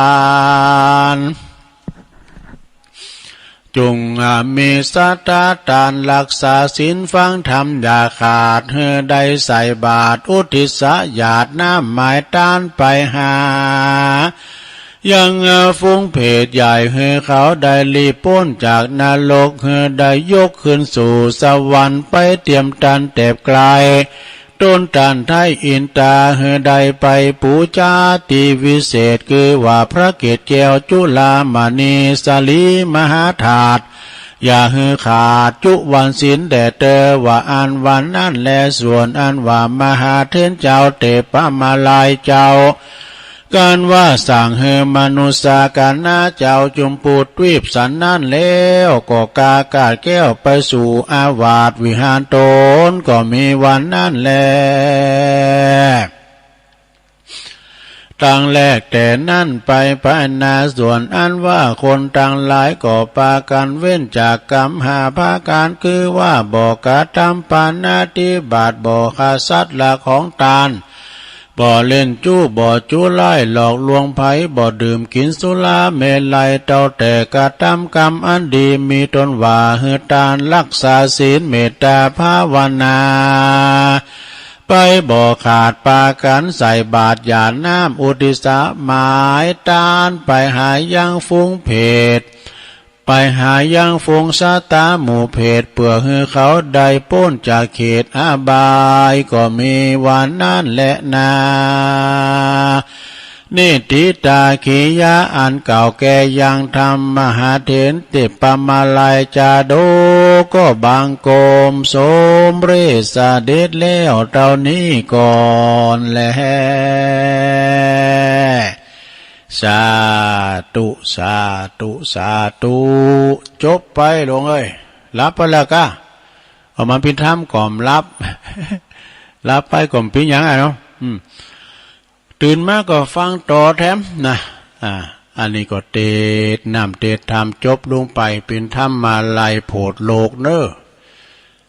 ของปนานอินคำชมภูพลอยปลงเนอะปลงอินคำชมภูพลอยปะการงานป่าล้านแต่ว่าวันซืนพี่น้องปากล่องมาจัดหลายวันนั้นขามนำปิงมานะโอ้เป็นดีกับพี่น้องปากล่อง แห่กันเอาตุ่นมาแต่ปรปุสุนบุญโดยการนำของท่านพระครูธีระกิจจาธิคุณอาจารย์อันนี้ก็เนาะแล้วก็ตั้งท่านรองทรงศักดิ์ปัญญาวัชิโลตั้งปอลงเขาก็เพิ่นก็มากินมาตานกันหลายถือว่าเป็นวัดปีวันน้องแล้วก็หลายตีโดยคณะสงฆ์ตำบุญนันยางครามภายใต้การนำของท่านพระครูสถาพรพัฒนารังสีพร้อมกับสาธุเจ้าหลายก็หลายตุนเนอะอันเนี้ยแสดงถึงน้ำจิตน้ำใจนะน้ำใจตัวเจ้าสีเดียวกันลงรับดับขันไปนะก็ถือว่าเป็นบุญนะที่เราได้ไปช่วยกันเนาะช่วยกันยามเจ็บยามจนยามจากเนี่ยนะสามจอนี่ไปลืมแต้ เดี๋ยวจะเอาปอนให้กันเนอะเอาปอนทำให้กันเนอะทำอะไรโพดแล้วก็เอาปอนทำเจ้าเนาะมรณาสติคาถาเป็นตึงทำบรรยายเป็นตึงทำสาธโวพร้อมกันจบจากป้อนแล้วก็จะมาเล่านิทงนิทานก่อมด้วยเนาะแล้วก็ประกาศข่าวสารงานบุญตักตังลงตังลายเอกนะเอาป้อนกันเนอหยาดน้ำเนินไม่เพนเนอยะทาวาลีวาหาปูลาปาลีปูเลนติสากาลังเอวะเมวะอิโตตินังเปตานังอุปกปติอิสิตังปฏิตังตุมหังขีปะเมวะสมิจตุสเปปูเรนตุสังกปาจันโทปนาลโสยะธามณิโจติลโสยะธาโสยาติธโมจะอายังนิทัสสิโตเปตานาปูจาจักตาอุลาลาปาลัญจาปิกุณามานุปตินังตุมเหหิปุญญังปสุตังอนัปปกันติสัพพิติโยวิวัจจันตุสัพพะโลโกวินาศตุมาเตภวัตวันตาลายโยสุขีติคายุโกภวะอภิวาตานาสีลิสานิจังวุตาปัจจายโนจัตตาโลธรรมาวัฏันติอายุวันโนสุขังปะลังสาธุเอาแล้วปอนก็ได้ไปแล้วขอบคุณนะเจ้าภาพลักก็คือปลงอินคำชมพูพลอยพี่น้องพลังเงียบจากสองฝั่งปิงปากล่องนะปากล่องก็ผลฟังกันหลายแม่ครูสุพรรณาอิมังเขากาเนี่ย ผลฟังกัน เอาละ ตอนนี้ไปตุลุงเจ้าเรานิทานนะนิทานเป็นว่าของพระพุทธเจ้าเองเนี่ยเป็นว่าคำที่สินนินตากรรมดุกรรมด่านี่มันเป็นเรื่องธรรมดาของมนุษย์โลกมคุณเฮาเนาะเป็นว่านัตถิโลเกอนินทิโตคุณเฮาถูกนินทามถูกว่าหายนี่มันมีในโลกแม้แต่พระพุทธเจ้าเปิ้นยังเราขวัญมีอย่างฮือลองฟังบ่เด้อในคราวหนึ่งนะนางมาคันธีซึ่งเดิมนั้นเป็นลูกสาวของพราหมณ์ผู้หนึ่งนะซึ่งพราหมณ์ผู้นี้นะเคยขอยกลูกสาวถวายพระพุทธเจ้าเพราะในตอนนั้นบอกว่าเป็นพระพุทธเจ้านะเมื่อพระพุทธเจ้าเปิ้นปฏิเสธนะบ่ทรงรับแล้วก็ตรัสว่าเพียงแต่ว่าพระบาทของพระองค์เปื้อนนะคือหมายความว่าตีนเปื้อนขี้โป๊ะขี้เลอะนะขี้โลขี้เปอะมีผู้ใด7พระบาทตีตัวนั่งคันทีก็จะบ่ย่อม7นี่หมายความว่าเปิ้นนางมา7เท่านางก็มาไอ้น่ะเนาะนางคันธีนะนางมาคันธีนี่ก็ผูกอาคาตพระพุทธเจ้านะผูกอาคาตพระพุทธเจ้านะตีปฏิเสธในการตีปอยกเห็นได้เปิ้นก็ปฏิเสธไอ้น่ะนางก็เลยผูกอาคาตไว้อยู่มาภายหลังเนอะอยู่มาภายหลังก็ได้เป็นนางมาคันธิยาเนี่ยมาคันธีนะมิยาเนี่ยนางนี้ก็ได้ไปเป็นมเหสีของพระเจ้าอุเทนในเมืองโกสัมปีน่ะ เมื่อว่าได้เป็นใหญ่แล้วนางมีหันวันหนึ่งนางหันพระพุทธเจ้าพร้อมกับพระภิกษุสงฆ์เจ้าต่างหลายนะเปิ้นเข้ามาที่เมืองโกสัมปีก็เลยติดสินบุญว่านางมาคันทีเนี่ยนะติดสินบุญเจ้าบาทเอาชะตั้งแจกจ่ายเปิ้นพร้อมกับข้าบ่าวไพร่บริวารนะพกทันพร้อมกันเนื้อกับบ่าวไผ่นะพระพุทธเจ้ามาเนี่ยปากันด่าเนื้อนะปากันด่าแจ้งสัพพะด่าหมดนะด่าสัพพะด่าคุณมาด่าพระพุทธเจ้ากับพระสังฆเจ้าหมดนะเวลาเปิ้นเสด็จเข้าไปบิณฑบาตได้กันเนาะปาโกฏว่าโดยโดนด่าโดยคำอันไล่กาดนาประการวะนะเอาก็เขายังมาด่าแล้วมันได้สินบุญละดูเนี่ยสดาญาโยมนั่นหลายบางทีนะเงินมันเข้าตาเนี่ยเลือดเข้าตาแล้วมันจำปินนะสดาบางทีเนี่ยอูถึงว่าตั้งไปในนสุมาเด้อพระสงฆ์ทำแต่เปิ้นดีๆแต่นำมาใส่ความเปิ้นก็อย่างนี้นะเปิ้นก็ได้เพิ่นว่าเปิ้นได้กาจ่างอย่างนี้กันนะเปิ้นมีแผนทำลายนะสดาฟังหูไว้หูเนอะเมื่อว่าถูกด่าไล่โดยประการต่างๆนั่นนะพระอานนท์ซึ่งเป็นพระอุปถากเป็นพระอนุอุปถากเนอะปัดวีอยู่ตอนหลังตลอดคล้ายๆก็ว่าเป็นเลขาส่วนตัวพระพุทธเจ้านะพระอานนท์เนี่ยนะโอ้ตึงทูลว่าท่านพระพุทธเจ้านะไปจากเมืองนี้เด้อนะเขาด่าล่ำด่าเลยว่าไปจากเมืองนี้นะพระพุทธเจ้าก็ตรัสถามว่าถ้าเฮาเมื่อจากเมืองนี้ไปเมืองอื่นนะอย่างอานนท์วาเนี่ยแล้วเมืองอื่นเพิ่นด่าเฮาทำแล้วเฮาจะไปไหนพระอานนท์ก็กราบทูลว่าเฮาก็ไปเมืองอื่นแถมหนีไปใจๆนะพระพุทธเจ้าก็ว่าถ้าเมืองอื่นเพิ่นด่าอย่างนี้แล้วกรณีอย่างเดียวกันเนี่ยเฮาจะหนีไปไหนแถมนะคนนี้ไปเมืองอื่นแถมพระอานนท์ก็ว่าหนีไปติ๊กๆพระพุทธเจ้าเลยตรัสว่าถ้าทำอย่างนั้นนี่บ่โกนเลยหมายความว่าเรื่องเกิดที่ไหนเฮาก็ดับที่หันเนี่ยค่ะมีเรื่องเกิดขึ้นที่ใดเฮาก็ดับที่หันคือมันสงบเหตุแล้วเฮาก็ควรไปที่เมืองอื่นนะอันเรื่องมันจะต้วยเฮาไปใจๆนะก็คือว่าตัดไฟเสียต่อต้นลมนี่เนาะเอาเกาเหตุนั้นก่อนนี่นะสมมติว่าสายยางน้ำมันโหที่ไหนมันโหที่หันมันแตกไปอันปันไหมก่อนเนาะพวกที่ด่านั้นก็คือเปิ้นได้รับสินจ้างนะแต่ก็คือพวกเจ้าบ้านที่เปิ้นบ่เริ่มใส่เฮาพร้อมกับบ่าวไพรเนี่ยเปิ้นถูกเจ้านายเต็กเต็งแล้วก็หือสินจ้างรางวัลที่สินบุญเปิ้นก็เลยเป็นงานของเปิ้นก็เลยมาด่าเฮาเนี่ยจึงตรัสถึงกับพระอานนท์ถามว่าเฮาเปรียบเนอะบัดเดี๋ยวนี้นะเฮาเปรียบเหมือนจ้างที่เข้าสู่สงครามนะเพราะการอดทนต่อลูกศรนะจ้างนี่มันเข้าสงครามนี่มันโดนลูกศรธนูเปิ้นยิงมานะเปิ้นยิงมาเจ็บใหม่พองบ่โตต้องอดทนมันธนูนั้นมาจากทิศทั้ง4ก็คือการที่เปิ้นมองหันต่างแล้วก็เราขวัญมาถึงทิศทั้ง4นะเสียแทงกำอู่ยังที่มันจะคมเต่ากำอู่เนาะยังที่มันจะคมเต่ากำอู่เสียดสีเสียแทงนะแล้วก็กำอู่นั้นหรือว่าธนู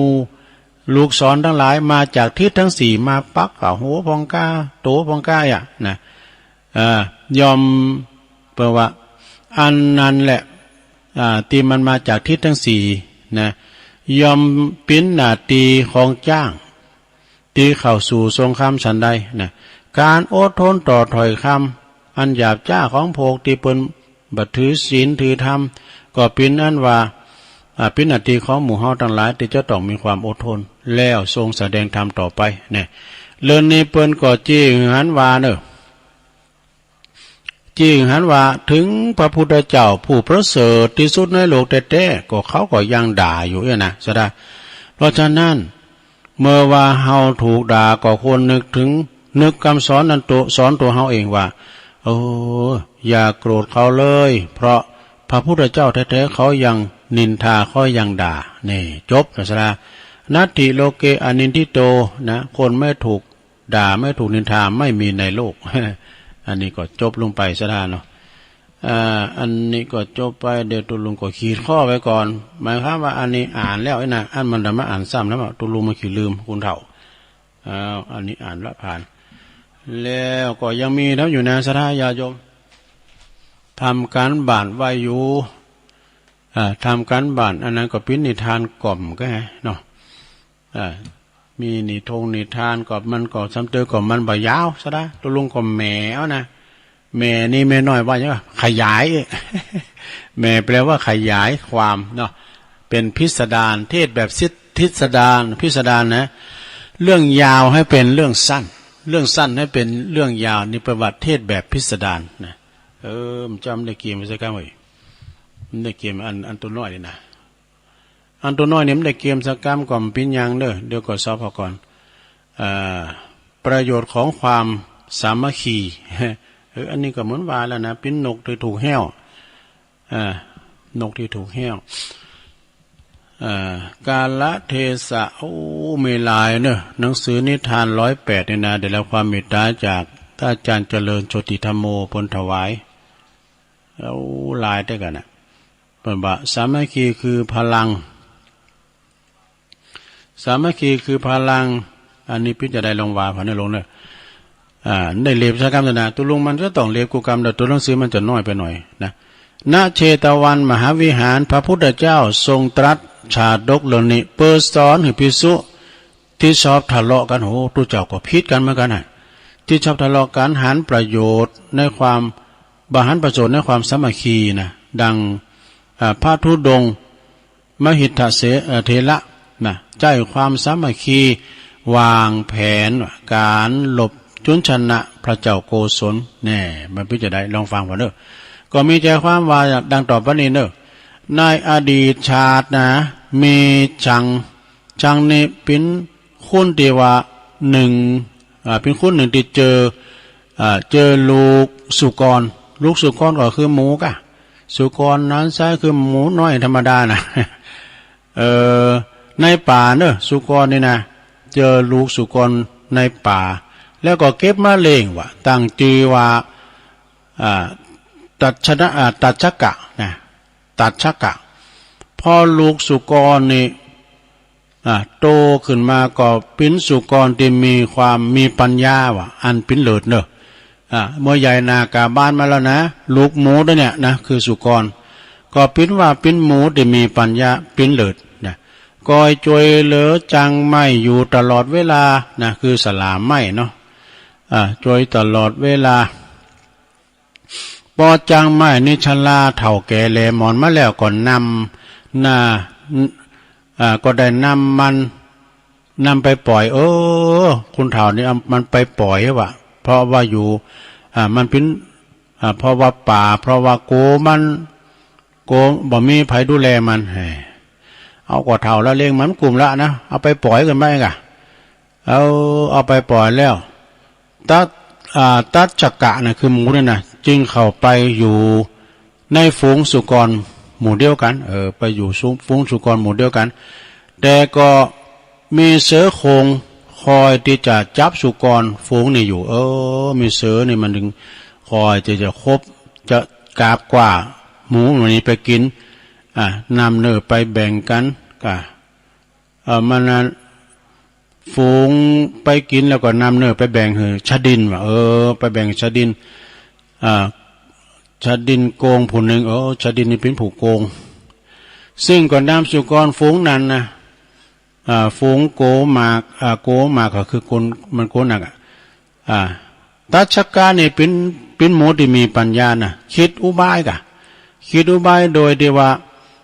ฝูงสุกรต่างหลายน่ะช่วยกันขุดขุมพรางส่วนว่าตัชชกะนั่นก็ก็ได้ไป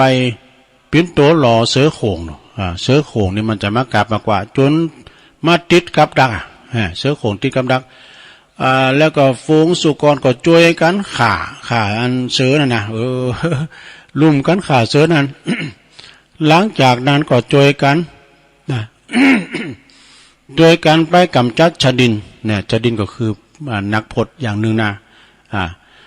สุกรต่างหลายจึงต่างเหือน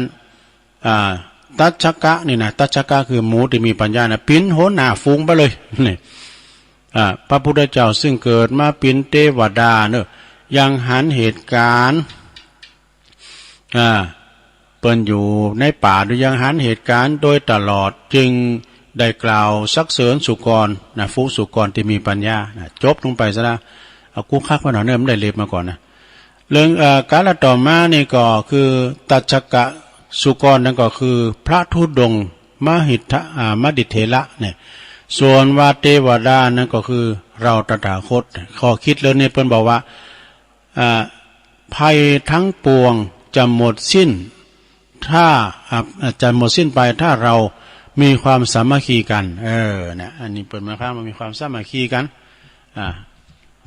มีความสามัคคีกันนะอันนี้ก็จบไปขี่ข้อไว้ก่อนอันนี้ก็จบลงไปเนอะต่อไปตุลุงก็ขอใจเวลาประกาศข่าวสารงานบุญสักเล็กหน่อยเนาะสถานเนาะในวันที่24ขออนุญาตแจ้งประชาสัมพันธ์เนาะงานที่พระม่อนดอยนางแก้วนี่นะก็คือว่ากราบนิมนต์ครูบาอาจารย์ตลอดถึงจักจวนศรัทธาญาติโยมทั้งหลายทุกท่านเนอะเนื่องจากวันในวันที่24เมษายนเนี่ยวันฮือในลานเนอะศรัทธาเนอะต่างคณะพระสงฆ์นักจัดรายการเผยแผ่ธรรมนะต่างสถานีวิทยุทุกคืนทุกเครือข่ายทุกสถานีเพิ่นก็จะได้จัดให้มีการสะเก่าดำโหครูบาอาจารย์เนอะพระมหาเถระและก็พระสงฆ์ที่เพิ่นจัดรายการสถานีในเครือข่ายคืนสีขาวณม่อนพระศรีสองเมืองเนอะก็คือม่อนม่อนดอยนางแก้วนะเขตรอยต่อเจียงใหม่เจียงไฮ้ก็ตามกำหนดการดังต่อไปในสถานเนอะเวลาสักประมาณ8 โมงครึ่งนี่ก็ถึง10 โมงนี่ก็สถานเฮาก็ไปพร้อมกันถึงพระสงฆ์องค์เจ้าถึงศรัทธาญาติโยมก็ไปถึงสถานที่ก็ไปปักการลมนี้ปักตุ่นการลมปัจจัยที่จะได้ถวายตุ่นลมแต่พระสงฆ์แล้วก็เพิ่นจะแจ้งทำการนั้นปักตุ่นเดียวเนาะแล้วเพิ่นจะแจ้งมาก็จะได้ถวายทุกรูปเนาะ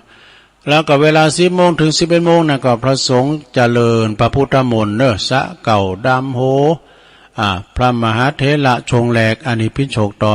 อนกินของง่ายไปถึงเพลน่ะ11 โมงก็ถวายปัตตาหารเพลแด่พระสงฆ์เนาะแล้วก็เฮาก็กินข้าวน้ำข้าวตอนห่อข้าวไปเนอะ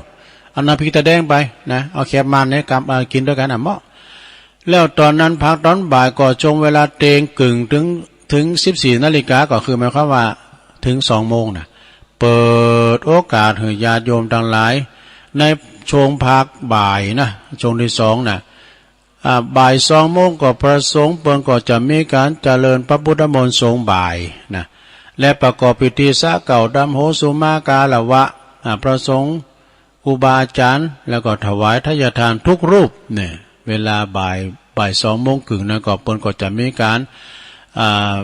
รสักการะพระเจ้าศรีสองเมืองเนอะศรัทธาหัวใจสำคัญก็คือพระเจ้าศรีสองเมืองเปิ้นติดข้ามเปิ้นห้ามเอาน้ำขมิ้นสุ่มปล่อยไปโหดมันจะเศร้าไปแล้วท่านเสร็จแล้วเขาก็เดินทางไปสู่ภูมิลำเนาเดิมของเขาโดยสวัสดิภาพโดยปลอดภัยนะดังนั้นในโอกาสนี้ก็จึงขอกราบนิมนต์ครูบาอาจารย์ทุกรูปนะได้โปรดเมตตารวมกิจกรรมปินเนอร์นาบุญแก่ศรัทธาญาติโยมได้สักการะบูชากราบไหว้แล้วก็ขอจัดโจรเชิญชวนศรัทธาญาติโยมโดยเนอทุกท่านทุกคนที่จะไปรวมบุญบูชาไปรวมบูชาคุณของครูบาอาจารย์แล้วก็ไปให้กำลังใจประสงค์ที่เพิ่นเสียสละทุ่มเทเวลามาหือธรรมมาแก่ท่านผู้ฟังทั้งหลายทุกเจ้าทุกคำทุกคลื่นด้วยนะทุกสถานีทั้งพระสงฆ์ที่เปิ้นทำงานเผยแผ่ธรรมะแล้วก็ทั้งฝ่ายช่างเทคนิคด้วยนะมาหมดอ่ะที่พี่โจเขาเนี่ยมาหมดอ่ะนะแล้วก็ผู้อำนวยการด้วยผู้อำนวยการสถานีทุกรูปด้วยเนอะในอาทิตย์ที่วันที่24นะเมษาเริ่มตั้งแต่8 โมงเป็นต้นไปนะก็วันฮื้อแล้วกันพูกกับวันเสาร์แล้วรู้นะพูกกับวันเสาร์แล้วศรัทธาญาติโยมทั้งหลายต่อไปตัวลุงประกาศข่าวสารงานบุญโทรไปก่อนเนาะประกาศข่าวสารงานบุญโทรไปก่อนวันนี้แล้วเนอะวันที่22นะญาติโยมทั้งหลาย22มีงานไหนตุปูนวัดกู่งูเลินบ้านสันเจริญตำบลน้ำดิบอำเภอป่าซางเนาะ ก็ซึ่งก็จะมีการทำบุญอายุวัฒนมงคลของท่านพระอธิการประสบโชควิสุทธิธารีเปิ้นก็เจริญอายุมา35ปีหนุ่มนะจบปริญญาโทกันนะพรรษาเปิ้น14นะเจ้าอาวาสวัดกู่งูลืนตำบลน้ำดิบอำเภอป่าซางประสงค์พิธีจำนวน20รูปเด้อเจริญพระพุทธมนต์สืบจัตตาตึงวัดตึงบ้านนะเด้อศรัทธาพระจะพิณจภาพสังฆทานชุดละ 1,000 ก่อแจงความจำลงไหลนะวันนี้แล้วศรัทธาญาติโยมทั้งหลายเนาะตั้งไปเนาะก็มีปหลวงปหลวงภูมิพัฒน์นี่ค่ะภูมิพัฒน์ตะกันหรือว่าปหลวงนั้นหยุด แล้วก็ตั้งปหน่อยปนั้นปจันลำวัดด้วยกันนะงานต่อไปก็ศรัทธาญาติโยมทั้งหลายก็คือวันที่24นี่เด้อ24พุ่มฮือเนี่ยกะวันฮือเนี่ยนะก็ตั้งวัดสีแดนเมืองตำบลยางครามในเปิ้นก็ขอเชิญรวมพิธียกยอดชัดอุโบสถนะยกยอดชัดอุโบสถก็คือหมายความว่าเปิ้นจะยกยอดชัดก่อนในเวลา9 โมงปลายโดยเมตตาบารมีธรรมอาจารย์ท่านพระครูบุญช่วยประพังกโรเจ้าอาวาสพร้อมด้วยคณะศรัทธาเนื้อสีแดนเมืองเปิ้นก็จะยกจอฝ่ากันยกยอดชัดยอดชัดนะงานนี้ก็มีซอจันทิพย์จอมตองพันนีมี2กูก่อนนะไปยันปูจ้าผ่าแพรกันปูจ้าพวงมาลัยไปปลูกไปกล้องยอดชัดเนอะอันนี้ก็ตั้งพ่อบุญทรงมนทิปันนะกรรมการแก่วัดฝากประกาศมาเนอะสนะแล้วก็วันที่25 เมษายนนี่เปิ้นก็จะมีการบวชเนนภาคฤดูร้อนวัดพระบาทอุดมนำบ่อสาวาเนอะอำเภอฝางนะก็ไปลมกินลมตาลลมหมอผ่ามอบสังกันนะแล้วก็งานต่อไปวันที่ก็ขอเชิญรวมพิธีในการงานออกเบ้นพระราชทานเพลิงศพนะหลวงปู่ท่านพระครูมงคลศิริวงศ์อายุ71 พรรษา50ซึ่งเปิ้นเป็นอดีตเจ้าวัดดอนตันตำบลเมืองแก้วแล้วก็อดีตเจ้าคณะตำบลเมืองแก้วโดยในระหว่างวันที่21 ถึง 24เนอะนะตั้งว่าแล้วก็เปิ้นหลากภาษาแล้วกันเนาะวันถึงวันที่24วันติดวันฮือเนี่ยนะเปิ้นจะได้พระราชทานเพลิงศพแล้วนะอันนี้ก็โยมพิสมัยเปิ้นฝากประกาศมาเนอะ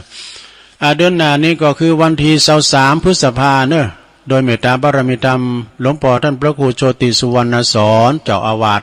พร้อมด้วยคณะศรัทธาวัดศาลาตำบลน้ำแพร่อำเภอหางดงเนอะเปิ้นจะทำบุญครบรอบ3 ปีแห่งการมรณภาพของครูบาเจ้าอินตากตปุญโญท่านพระครูพิพิธปุญญาภิรัตน์ในเวลา9 โมงก็นิมนต์พระสงฆ์สวดพุทธมนต์ธรรมนิยามสูตรนะมันก็ตรงกับเดือน8 แห่ม8 ค่ำจับกับวัดพระบาทตากผ้านะพระจะไปออกโครงตาลพระจะไปรับสังก็ติดต่อได้ที่หลวงพ่อท่านพระครูโชติสุวรรณสอน23 เดือนหน้า23พุ่มมือนี่ก็มีอยู่นะ แต่ว่า23 เดือนหน้าจัดเป็นพิเศษเพราะว่าครบรอบ3 ปีนะอันนี้ก็26 ถึง 28เนอะณอนุสรณ์สถานป่าแพงเนอะกองงามนี่นะได้ยินข่าวว่าเปิดจะมีการปฏิบัติธรรมเนอะพระจะไปนอนก็ได้นะโดยเมตตาบารมีธรรมอาจารย์ท่านพระมหาบันเทิงนะเพิ่นก็จะมาเป็นวิทยากรสอนตลอดเวลาพระจะไปนอนก็ได้แม่จันศรีบ้านมะกอกฝากประกาศมาเนอะแล้วต่อไปสระญาติโยมทั้งหลายก็โดยว่าวัดหลวงสีเตี้ยโดยเมตตาครูบาเจ้าเสาคำพร้อมด้วยคณะศรัทธาเปิ้นบูรณะปฏิสังขรณ์เนอะบูรณะปฏิสังขรณ์ซ่อมแซมอุโบสถหลังเก่าสมัยครูบาละนะไผจะไปรวมก็เปิ้นก็ไปพิณจภาพเล็กปูนหินดินทรายก็เจิญได้เนอะเจิญได้ที่วัดหลวงสีเตี้ยพร้อมนั้นเปิ้นก็แปลงสุ่มประตูตัวงามละนะงามเหลือเก่าสุ่มประตูก็งามเหลือเก่านะที่วัดหลวงสีเตี้ยหลวงพ่อท่านพระครูกัลยาณธรรมนิวิตหรือว่าครูบาเจ้าเสาคำเนอะขอบคุณตังแม่หลวงสายฝนจันกุลณพี่น้องผ่าขาวหลายปีเนอตักมาตังลายนะฟังอยู่เจ้าคุณแม่เดือนเพ็ญทิมวางจากน้องหานนำบ่อหลงก็ฟังอยู่เนอะแม่ครูยากสนก็ฟังอยู่นะแล้วก็มีโยมพี่น้อยหรือว่าพี่ยุพินหอมมาลาอันนี้เปิ้นอยู่แม่หยวกเนอะสารกลางก็ฟังอยู่เจ้านะแม่ครูทองคำที่วงคำจากเสาหินสีโบบานบุนะเปิ้นก็ว่าฟังอยู่นะ นะเพราะว่าคนจะงามนำน้ำใจใช้ใบหน้า ตอนนั้นก็มีแม่ไพหรือว่าแม่อัมพาพันธ์ชัยเมืองยองเนอะก็ฟังอยู่นะจากหลายปิ้งเนี่ยนะสีจุ้มบันเลินเนี่ยเนาะแม่แดงอัมพรจากเต็นดอกไม้จอมต้องก็ฟังอยู่นะแม่สีทรจากหนองบัวชัยประการก็ฟังอยู่นะโยมนวลนิชาวชาติก็ฟังอยู่แล้วก็ร้านพัฒนันนะโยมแม่พัฒนันแท้ตั้งหรือว่าวิจิตรไพศาลก็ฟังอยู่แม่จีจินพานีอู่ทองเนี่ยฟังอยู่เนอะพี่อ้ายใต้หัวบรรจงกันทวงตัวแทนพี่น้องนำดิบเนอเนอะฟังอยู่โอ้ปอบุญศรียานะนึกว่าฟังกันก็ปอบุญศรียานะนี่เปิ้นอยู่ปุ่นไม่อายพุ่นนะเจ้านี้อากาศสดใสดีเนี่ยติดตามฟังตลอดเวลาเนอะทุกลุงขอบคุณเนอะปอบุญศรียานะนะเอาแม่จันเลื่อนใสจากเวียงตากานี่ฟังตลอดนะผูกจะไปเล่งเพลนเด้อกันวันฮื้อกันเนาะ วันติดเนี่ยนะดินดอยนางแก้วชมรมสกาย87เดนเนอร์โดยมีหมูเสือดำ แม่จันสมแม่ฟังอยู่นะแม่ทิศปากตั้งเจริญนะโอ้เดี๋ยวแม่จงดีแม่จงดีได้6กวยแล้วเนอนะแม่จงดีเชื้อกันทานี่ก็จากเสาหินฝางนะสายบุญต่างฝางได้อยู่5เปาะแล้วดูโรงทานแถมน้ำแถม10แพ็คดูสายฝางเนี่ยขอรายงานเนี่ยรถตู่4ก้านแล้วดูโอ้มาแห้งเนอะรถตู่4ก้าน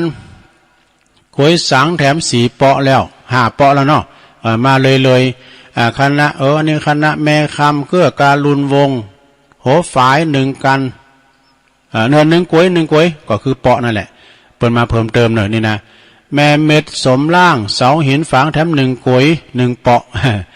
แล้วก็สายหลวงพ่ออ้อนหลวงปอเจ้าคณะอำเภอฝางแล้วก็ชมรมผู้ปฏิบัติธรรมวันเสาร์แถม3กวย3เปาะดูสายฝางรวมกันรวม5เปาะ5กวยแล้วเด้อคืนสีขาวสายฝางแล้วก็น้ำดื่มแถม10แพ็คดูแล้วก็มีกวยสังฆทานที่6ก็แม่ธัญญาลักษณ์กาวีนะพร้อมครอบครัวก็แถม1เปาะเนอแถม1,000 บาทสายบุญ6เปาะแล้วเนาะ6กวยละนะโรงทานแถม10แพ็คอันนี้สายเมืองฝางเนอ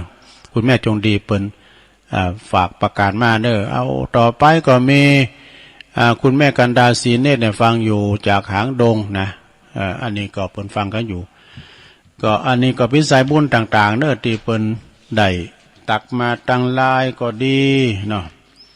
ได้มาหือกำลังใจตุลุงแล้ววันพุธนี้วันพุธนี้ก็มาอยู่มาปันศีลปันป้อนนี่กันเนาะ บุญนี้จะมาปันศีลปันป้อนให้ศรัทธาญาติโยมที่เปิ้นได้ฟังกันโยงเข้าบาทกันเนี่ยต่อไปก็จะฟังเสียคืนเสียสายนะเปลี่ยนบรรยากาศไปจะโทรมาก็โทรมาที่เบอร์0899556506โอ้ลดไปเข้ามาใหม่เด้อเข้ามาใหม่โทรกันเข้ามาใหม่0899556506เจริญปอนเจ้าไว้เจ้าตอมสาขาพุจาตะว่าเนอะเจ้านางสุสดานางก่อถวายเอาใส่ถาดลายทองคำเนอะเจ้าวัตถุประหยัดปั่น49ถวายพระเจ้าองค์ธรรมส่วนตัวย่อยหน่อยทำเป็นประจำถวายองค์ธรรมพระพุทธเจ้าวันวิสาขะไปละแบบเบาเขา49ไปลืมปูจา1 ปีควายคบน้อมนกพัฒนาขอเอาปูจาเขาเป็นวันสำคัญของพุทธเจ้าเขา49ใส่ฝักปูจาถ้ามีน้ำผึ้งน้ำอ้อยและงาเอาใส่ฝักหน้าตัวกันเนอะเจ้าถ้าหากบ่มีก็เอาแต่เขาปั่น49ถวายเนิ่นนายถ้ามันเบอร์วัดพี่น้องทั้งหลายก็เอาถวายตีบาทเนอะเจ้ากำยองวันละคำเนอะเจ้ากำบาททำใจเนอะเจ้าเนาะ ภาษาไทยแปลว่าให้ทำบ่อยๆนะเจ้าไหวสาเจ้าทำไปมันทำไปเลิงเนี่ยเนาะ ก็ปีนี้ก็จัดจนเนื้อวัดพระธาตุดอยน้อยปีนี้นะจัดงาน8 ปิ้งเนาะวันวิสาขบูชาก็จัดภายในไปจะมาลมก็ได้นะ8 ปิ้งเมื่อวันที่15 พฤษภาคมนะเดือนหน้าเจริญปอนกราบไหว้สาเจ้าตุลุงอ๋อแม่สีทอนะแม่สีทอนเจ้าน้องบัวที่วิทยุดับไปกำนะตุลุงนั่นนะโอ้ดับเหมือนเก่าก็มันก็เนี่ยฉันเจอมันก็เกี่ยวกับอินเทอร์เน็ตมันเนี่ยนะแล้วก็ดังมาแล้วก็มันดังแล้วก็ดีอะกะพี่ยังเจ้าชัดเจนดีแล้วเนอะตัวปิดโจพันธุ์ควบคุมนะชัดเจนดีเนาะเจ้าชัดเจนดีแล้วโอ้ดีแล้วฝนตกก้าแม่สีทอนตกตกแต่ว่าตกขนาดโอ้ตอนนี้นี่ฮ้อนเริ่มขึ้นแล้วตัวลุงก็เปิดพัดลมอ่อนๆเนี่ยนะสะดุ้งตื่นมาหนาวเมมันมืดเลยบัดตกแต่ไม่ได้คิวด้วยได้คิวบ่อยใส่ประการนี่ตกถึงวันนะจุ่มยินดีแล้ว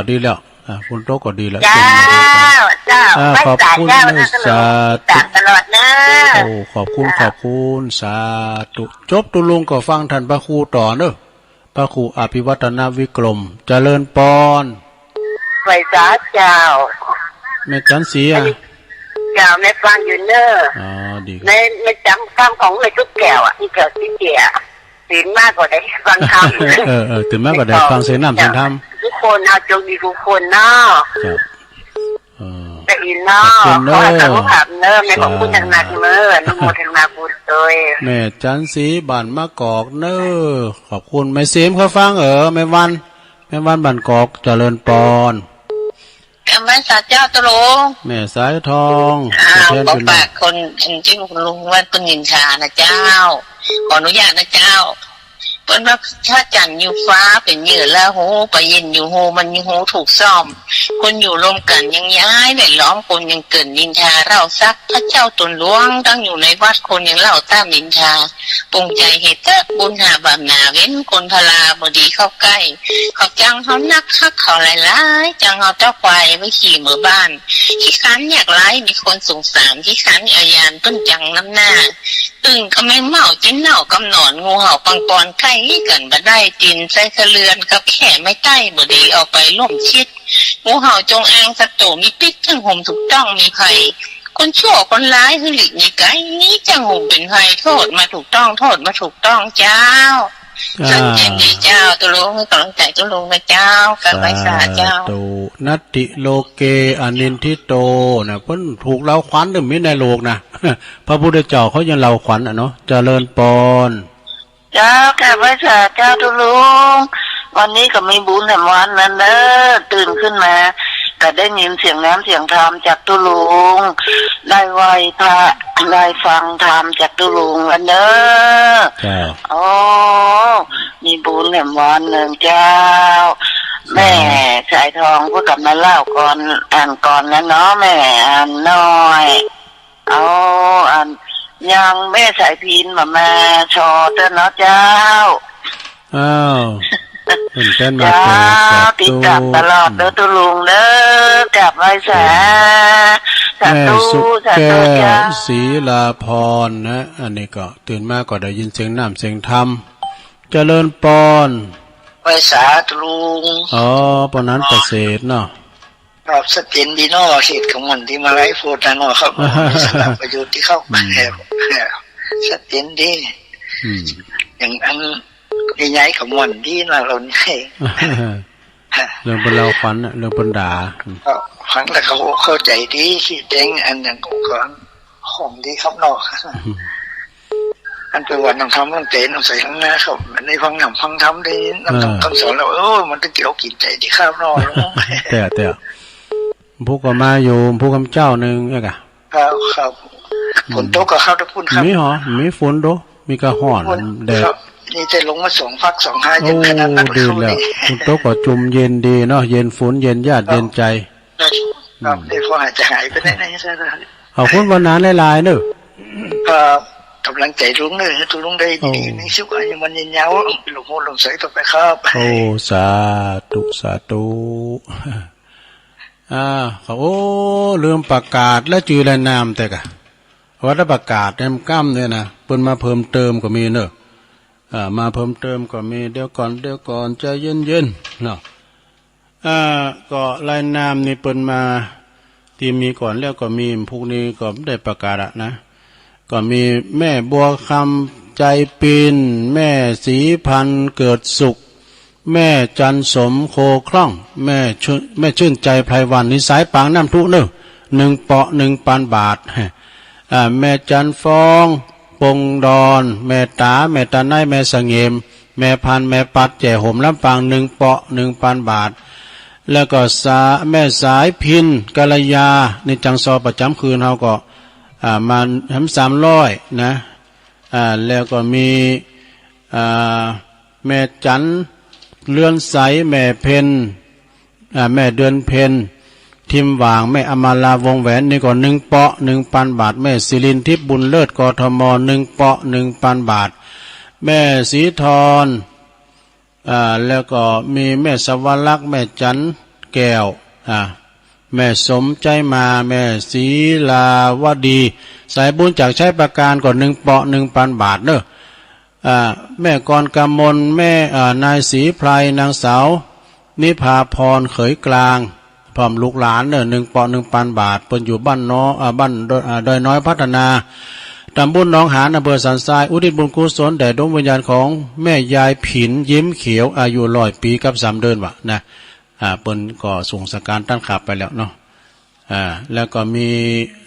เจ้านี้เปิ้นมาเพิ่มเติมนะแม่กันดากับน้องเบี้ยวนะแม่กันดากับน้องเบี้ยวนั้น1 เปาะ 1 ปันบาทเนาะถ้าว่าใครจะลมก็เจิญกันได้นะชะดาเด้อลมกันได้นะแจ้งผ่านตั้งตุลุงในได้ตุลุงก็จะลบลมรายจือเหืออาจารย์พระครูต่อไปเนาะเจริญปอนเจ้ากับไอ้สาเจ้าดูแม่สายพินเนาะเจ้าอันสตังของพระบัญชีถวายนะเจ้าเนอะแม่สายพินกัลยาเจ้ามีน้อยแต่หอมน้อยนะเจ้าเนาะตามแต่เจตนาเฮาหอมหนักนะเจ้าเนาะต้องสร้างมือปานให้กำลังใจตุลุงเนอะวันนี้ผมสอนแต่นอนตุลุงเนอะพุกก็ได้เนาะเจ้าเจ้าดังฟังชัดดีเนอะโอ้ขอบคุณเนอะแม่เจ้าสาธุเจ้ากับไอ้สาเจ้าตุลุงแม่สายพินเนี่ยเป็นเครือญาติเดียวกันเด็กเจ้าคณะตำบลบ้านขอนะเจ้าคณะตำบลบ้านขอเพิ่นก็เคยมาวัดพระธาตุดอยน้อยแล้วนะเพิ่นมานิมนต์หลวงพ่อยายพรยายพรยายพรฟังเจ้าแล้วกะฟังเจ้าต้องบัวแดงดีกะดักไปกะมาเอ็มว่าไงดักหายไงยายพรนี่กี่วันอ่ะฟังจะมาว่าเอาหูเปิดลุงเปิดนั่นเจ้าไปพี่ยังฟังเพลงไปกันเนาะเพลงมาเฉยผู้ก็มาอยู่แล้ววันนั้นนิ้มได้ไปเนาะอยู่บ้านฟังเนอะเพื่อจะถ่ายทอดทั้งภาพทั้งเสียงนะทีมงานของวัดสายหินนายอยเปิดไปพี่ยังอยู่บ้านฟังเนอะอยู่บ้านฟังฟังถ่ายทอดน่ะฟังถ่ายทอดน่ะตุลุงเขาได้อยู่พุ่นนั้นเราขวัญยายพรกะเนาะวาลินได้เนอะแล้วก็ฮะไปกับรถแล้วก็มันลำบากได้อันเขามีโหลดเลยนะตุลุงกับตีนกุดว่าก็ขออันปุณณโลกเคิงไปสูงไปเรียนงานปุณวัดนั้นป่าล้านโอ้นั่นเนอะประตูไว้กันไม่น้อยคนนานเลยแม่เป็นไม่น้อยเพื่อจะไปอยู่ไปอ่ะคำพิญญาอยู่บ้านฟ้าวิวันเด้อขอบคุณมันถึงมีหลายแต่พิญญาอยู่บ้านฟังเด้อขอบคุณยายพรเด้ออายุวันในสุขังบัลลังก์เจ้าแม่พรยายพรล่องวัวแดงเจริญปอนแม่จันสมเจ้านมัสการเจ้าแม่จันสม มันนี่ ฝนตกดีอ่ะแต่4 คืน 5 คืนน่ะได้โหแล้วมาติ๊กจะได้ไปเอาเจอมันได้ก็ฮะโอ้ยอนุโมทนาด้วยนะวันที่24นะฟังบ้างก่อสายตั้งไว้อายไว้กับเพิ่นนั้นไม่ได้เหมารถกันเนาะแม่จงดีของเพิ่นไปสายทางใต้ก็ได้ซองไปหอมฝากหอมซองแล้วนะเป็นยัง4 5 6ซองเจ้าอ๋อดีแล้วก็หอมทำบุญไปนะเจ้าโอ้ดีแล้วได้ไปก็ฝากปัจจัยไปหอมไหมนะเจ้าอยู่บ้านฟังก็หอมมาเนี่ยนะอยู่บ้านฟังบ้าน4 บ้านเป็นแม่แหลงแม่อาย4 5 6 2บอกให้แม่ชื่อจุ้มแม่ชื่อโน่นเขาได้กะเจ้าเซนตุ่นโมงแม่แหลงแม่นิ้วแม่แหลงเนี่ยกันที่เพิ่นทางโทรไปอ่ะเจ้านั่นกะไปตั้งปอเล่งนั้นลงปอเล่งนั้นลงเพิ่นก็พักฟื้นอยู่สบายแล้วเพิ่นอยู่ภาคเพิ่นปุ่นอะไรแน่เพิ่นรู้ไกลเนาะไกลกันเจ้าตั้งอันปอบุญศรีญาณนะเขาก็น้าเมืองเนาะน้าเมืองมาน้าเมืองยาทาทงแม่อนุโมทนาด้วยนะขอบคุณเจ้าสาธุอนุโมทนาด้วยบุญหักษาแม่จันสมณีจักอันนี้ก็อยู่ปุ่นหลังการแม่สาวว้าวสายบุญมาแล้วเนี่ยมุนนะครับครับผมไวสาครับหลวงครับไวสาครับโอ้ผมคือเราก็ติดตามฟังอยู่เนอะเป็นตั้งไลน์ตั้งโทรเนาะแต่คืนนี่มันซุกหลอกงูหน่อยก็ชัดเจนอยู่แล้วครับเอาไหนไปได้ไหนก็เอาไหนไปได้ไหนก็เก็บเล็กผสมน้อยไปโอ้ดีกะโอ้ตึงมีในปุ่มแบบหมดอ่ะมาลายโพดเนาะวันนี้ครับมาลายโพด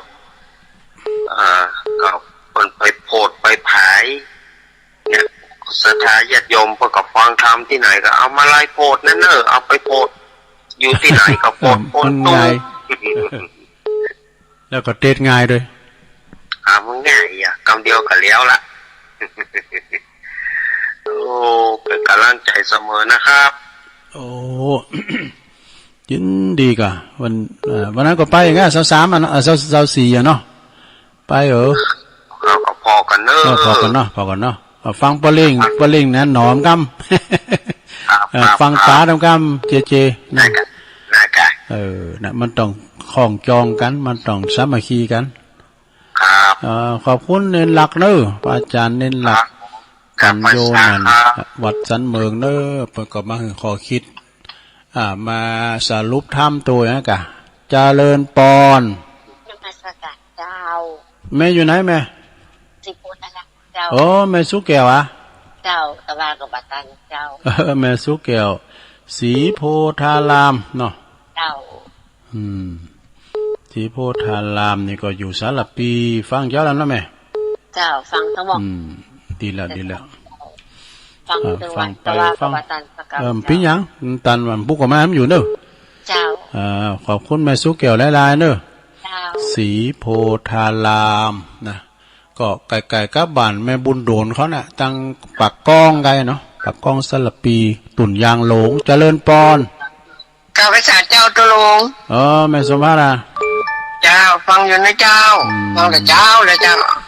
แม่ย่อยสันทรายแม่สมภัทรเจนดีเนอร์ตุลงเจ้าเป็นกำลังใจนะเจ้าขอบคุณหลายๆเนอะกราบวิสาเจ้าสาธุเอิ้นไปทำบุญเนอร์ไหวสาบารมีธรรมท่านพระอาจารย์สมเพชรปัญญาโนหลวงพ่อพุทธิธรรมมารักตัวเนอร์ไหวสานะครับเนอะเจริญพรกราบพระเจ้า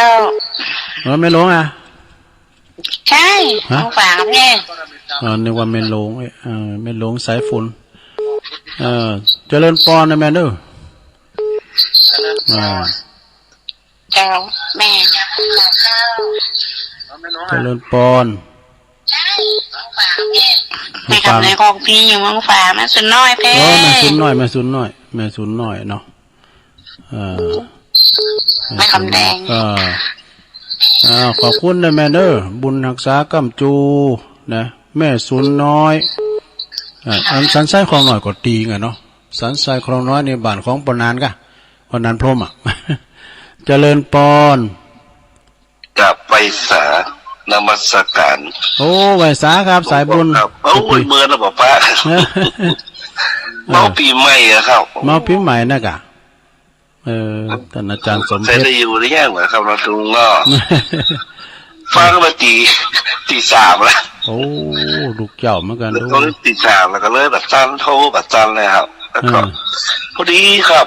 ผมก็เมางานศพอุ้ยบอลเทนของปูครับอ๋อครับเพื่อจะดาวันนี้ครับเอาคุณเฒ่าอายุ99 ปี9 เดือนกับ6 วันนะครับโอ้เกือบถึง100แล้วนะครับผมก็จะดากันวันนี้แล้วก็จะทำบุญนนทูกครับอ๋อหรือว่าผมก็เมารวบรวมข้าวตะแกครับเนาะอ๋อเนี่ยอ่านข่าวของเพิ่นเนาะครับผมข่าวโอ้ข่าวอุ้ยนี่ไปไก่เด้อเองนะครับในแพทย์ครับก็ออกเสื้อผ้าใส่ตัวลุงยองเองนะใส่ตัวลุงเขาเองนะครับลุงสวัสดีครับเนาะตามวัฒนธรรมครับเหมือนไข่ภาษีทั้งสี่ถ้าว่า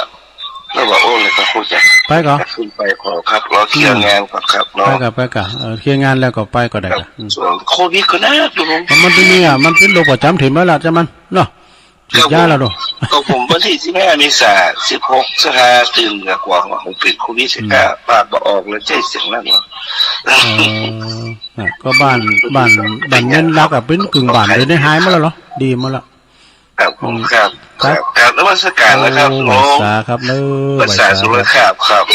สาธุสาธุกันอยู่นะครับขอบคุณนะครับเนอะสายบุญจากวัดป่าไผ่บ่อทองในเมตตาบารมีธรรมท่านพระอาจารย์สมเพชรปัญญาโนเนอไหวสาเนอเจริญปอนครับนมัสการมาทันแล้วกันพอดีหลวงพ่อมานิดครับบนเดียวกันวัดใกล้กันผูกก็ได้ไปปะกันพ่อหน้าบ้านอุ้ยมอนเทนนู่นน่ะของผู้ผูกนี่ปะกันอาจารย์สมเพชรบอกอุ้ยมอนเทนนี่นะแต่ก่อนสมัยพวกวมหน่วยนะอ๋อเป็นดักก่อนนะครับบทสมัยนั้นนะเพิ่นส่งข้าวว่าโอ้เจ้าบทเจ้ากรเรื่องกรรมข้าวกรรมเคืนนะผมตอนนั้นผมยังเป็นสมาชิกของครอบครัวมกเพิ่นก็ส่งป้าผมไปตลอดอ่ะเวลาผมโว้อากาศตอนตี 4ตอนนั้นยังไม่ได้บวชเนาะครับก็ห้องผมโทรอยากเบอร์ผมขอผมมาแอบบ้านนี่อยากผมบอกผมไปยังโหดจำได้ผมอันโอ้ยหมอนนี่นะโอ้ยืนแตะคนเท่าเกือบ100ยืนเกือบ100อ่ะเขาเป็นบุญเฮาที่ได้ไปห่วมแต่ว่านี่เขาปนานสายไม่โกงไม่ได้ไปสักคำเพราะมันตัดของเงินบ้านแบบไม่แดงเก่าเนาะเขาดำเหมือนกันนะตัวร้อย7-8 คืนทัดกันไม่ได้นอนดีรับดีนะมา10 โมงไปฟังบนเทศบนสวดตัวเขาเทศตัวเขาสวดร้องแยกอ่ะครับเนี่ยได้มาจากเนี่ยวันนี้ก็เดียวแต่ได้อยู่จะมาฮับเนอะไปโดยตรงเด็ดแรงเลยวันนี้นะไปพระธาตุเจ้าโดยตรงไปไหว้พระธาตุเจ้าโดยตรงไปเพื่อนั่นเลยมันตัวเป็นตัวปึงผมไปเผื่อกำรถวันนั้นวันจะมาฮับสักกรรมนี่มาละพวกวันนี้พวกก่อนไปไหวที่เนี่ยโดยตรงเนี่ยโดยตรงไก่ในร้อยต่อผมไม่ได้ไปนะผมแต่ก็ไม่คิดที่มูลเหมือนนะวันนั้นนะเพราะว่าได้เดินสวดได้เดินวันที่24นี่นะครับที่วัดศรีสายมูลให้ป้าท่านแต่สมเพชรอยู่9 หมู่นะคนไทยไปเป็นประธานนะกลุ่มหูเนอะคนจะการตึงสาราการตึงแตนพระเจ้าทันใจเด้อจ้ะวันพูกนี่ก็ฟังลุงอยู่เนอะครับพูกก็ฟังทำอย่าหูไปกำตอนที่นี่บอกให้ดีนะก่อน3 โมงแม่กำนะมันได้ยินเสียงเลยนะนั้นตอนนั้นเพลงออกเตอตอนน่ะมันเพลงออกเตอออกกำลุนเลยกะผมโทรมาติดเหมือนกันแต่ลุงตัดตึ๊ดว่าเน็ตแบบได้ยินเนี่ยสักอย่างเหตุการณ์ผมบอกผมเปิดพอในวิทยุนี่มันได้ฟังมันได้ฟังมันมีสักอย่างเลยอ่ะมีเป็นนั่นเดินออกเพลงกำลุนเพลงออกกำลุนขอบคุณไหวสาครับเวลาจบพอดีสาธุครับอ้าวขอทวนสายเนาะขอบคุณหลวงพ่อยายน้อยกาดนัดแม่สีทอนหนองบัวใจประการแม่จันสีบ้านมะกอกแม่สายทองห้วยการแม่สุกแก้วศรีลาพรหลวงปอโล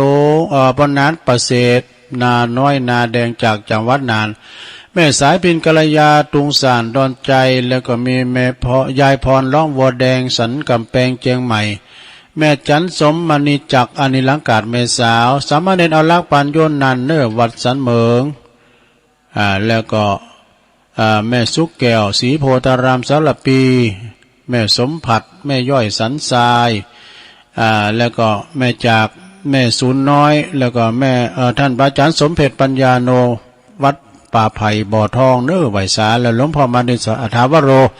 สำนักสงฆ์ห้อมบุญ15 สายด้วยกันเนอะสดาขอบคุณหลายๆเนอะที่เพิ่นโทรมาฟังกันแล้วก็ผู้ก็มาทำอยู่นะวันนี้ก็นำรายการเนาะจากลาสถาไปก่อนเนอะวันนี้ก็อู่ไวยอู่พิษอู่ถูอย่างได้ก็ขอสุมาอภัยครับเจ้าปีในน้องสดาญาโยมเลยเนอะชำเดอก็อู่แล้วอู่ลืมเนาะผู้ก็จะสอบทำการบ้านมาเราสู่จู้กันฟังแถมมีกิจกรรมนำพูนะ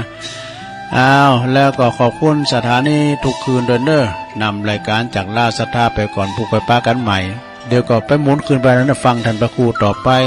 จัตตาโลธรรมาวัฏันติอายุวันโนสุขังปะลัง